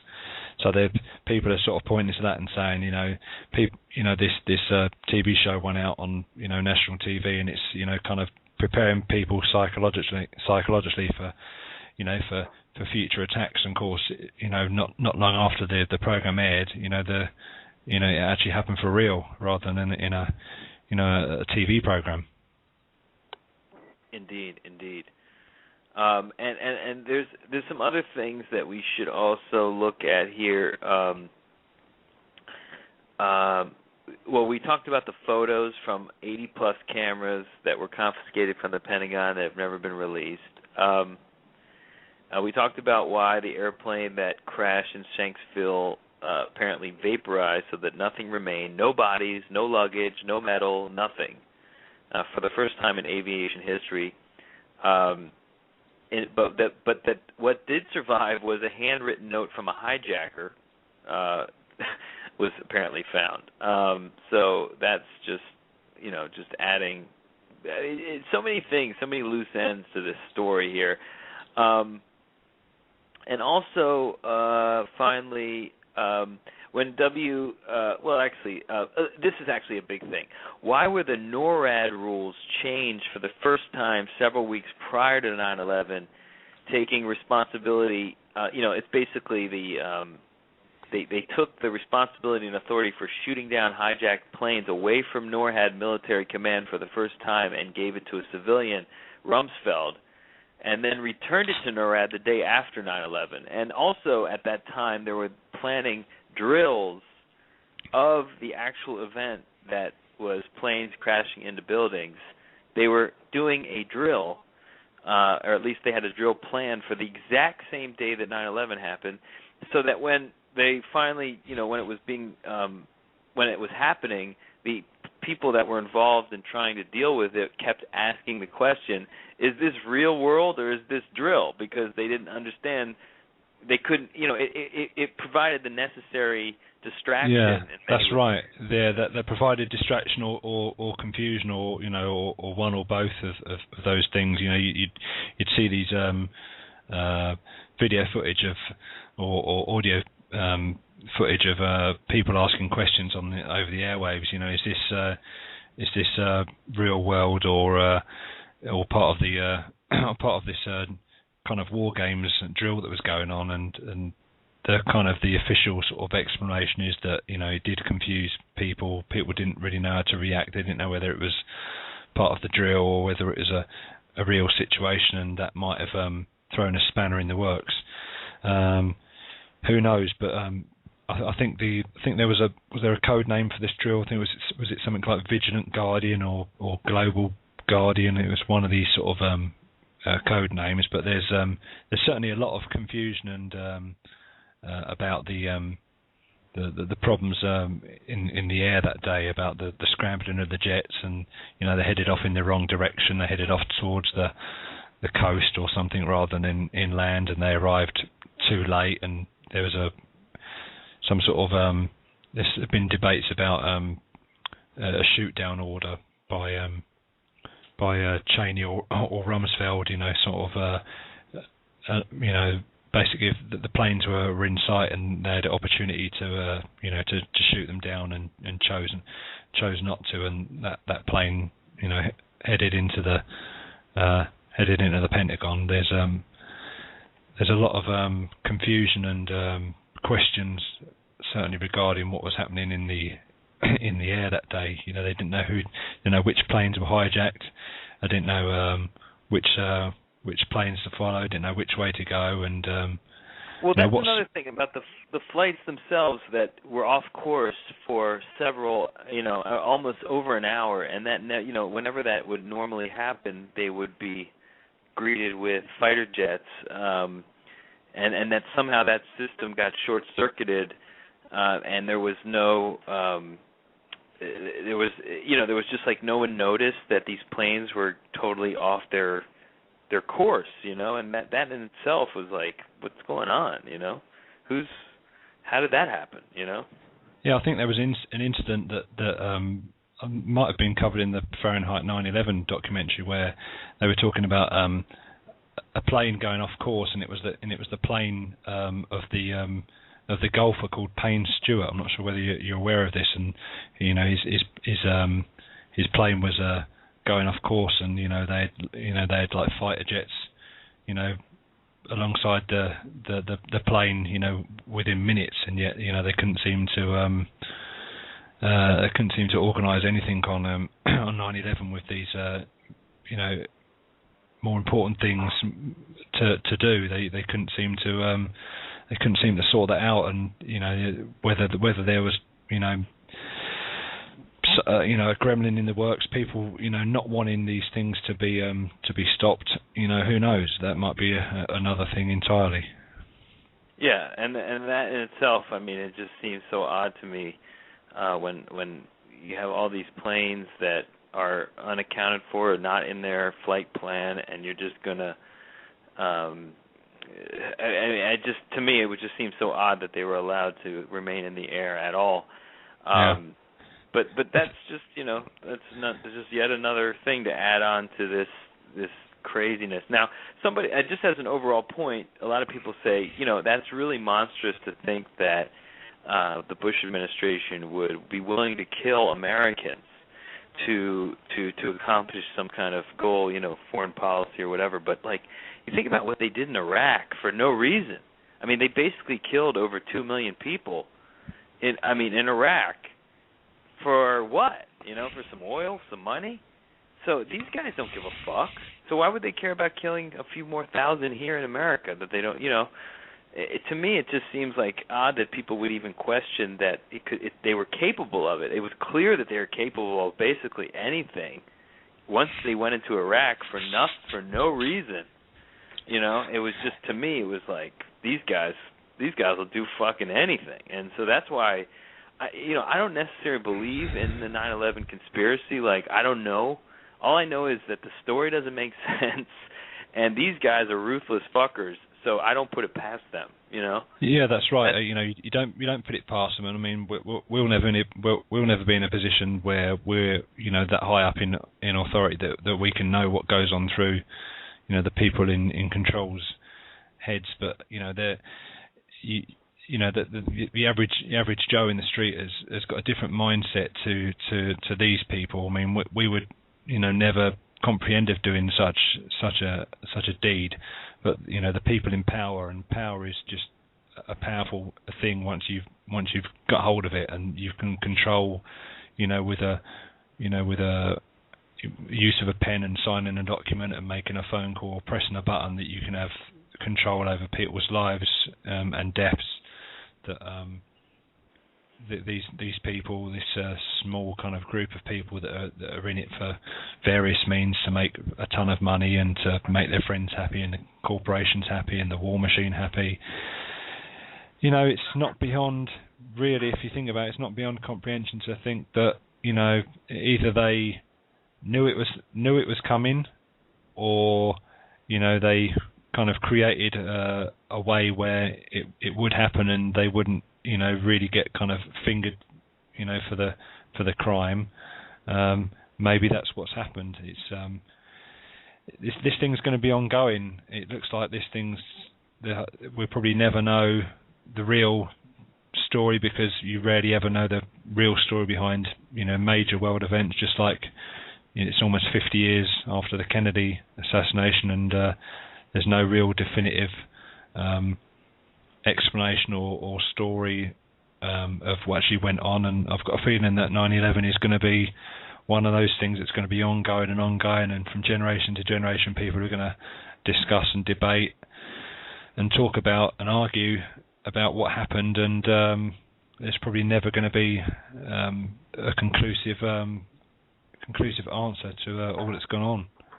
Well, what I think should be done is somebody should actually just do a movie,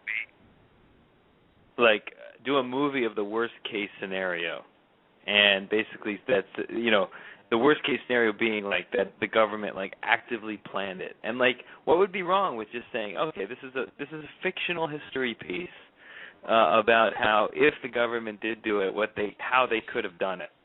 And then you do the whole movie like that, and then you do maybe another movie where it's well, here's another way it could have happened. Maybe they just let it happen, or I don't know. I'm just saying, would they ever allow a movie like such a thing to? Yeah, that movie would be tough to get made, I would think, and it'd have to be some sort of independent type thing, like Loose Change, and sort of end up on YouTube and have millions and millions of views. I mean, if people are interested in the 9/11 thing, there's a multitude of documentaries and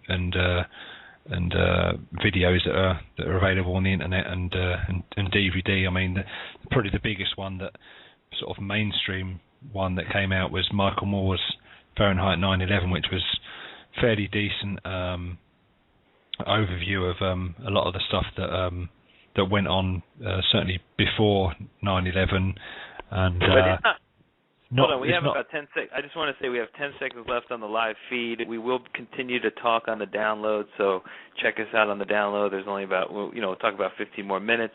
Yeah. And go ahead, because finish what you're saying.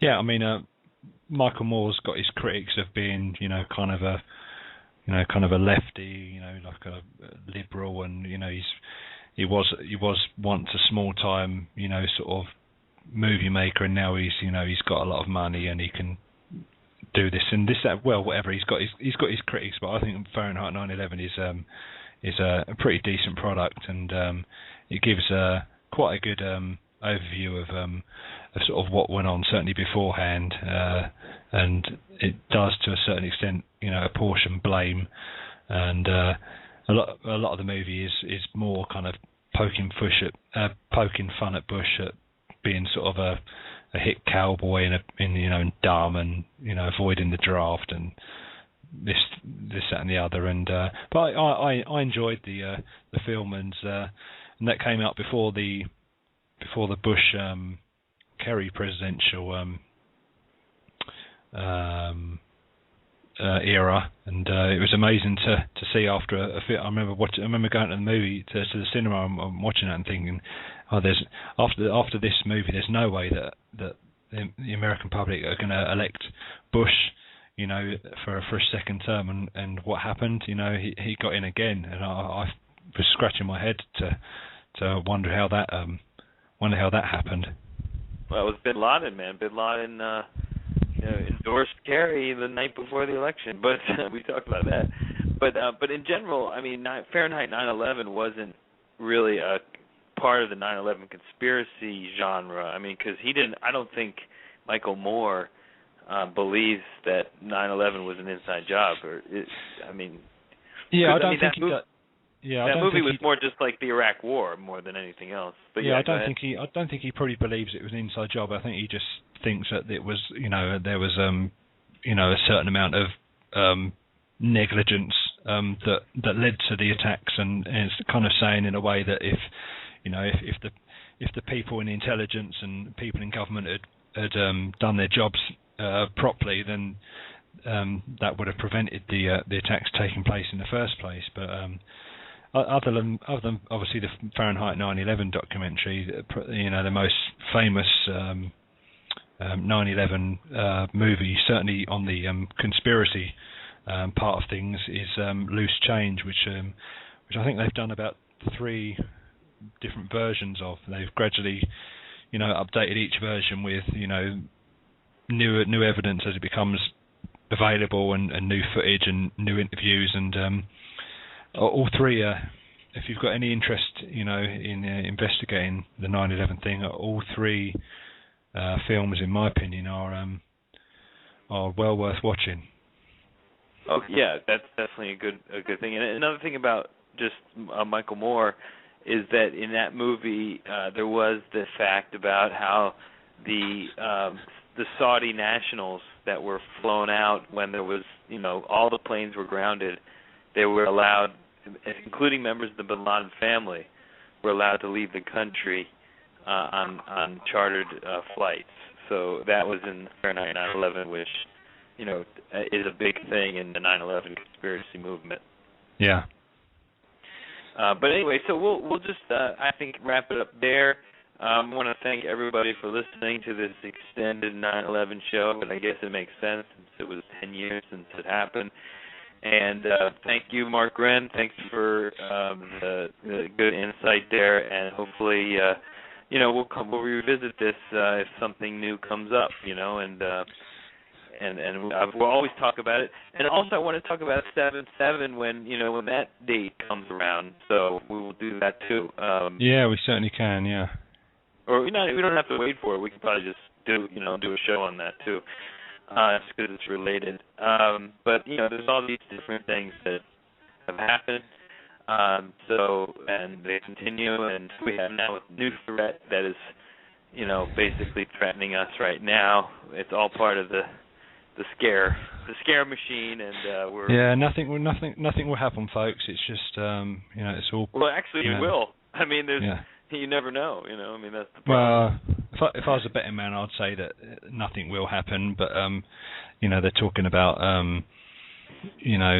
putting out these alerts and stopping cars and checking the tunnels and things. I don't think anything will happen. It's just to get people kind of aware that it is the 10th anniversary of it, and make a whole big spectacle of it. I mean, I don't remember them making as much a deal, like in the last few years seem to have passed, almost without much coverage of the anniversary. But obviously, a 10-year anniversary is more significant than maybe a number 7 or an 8.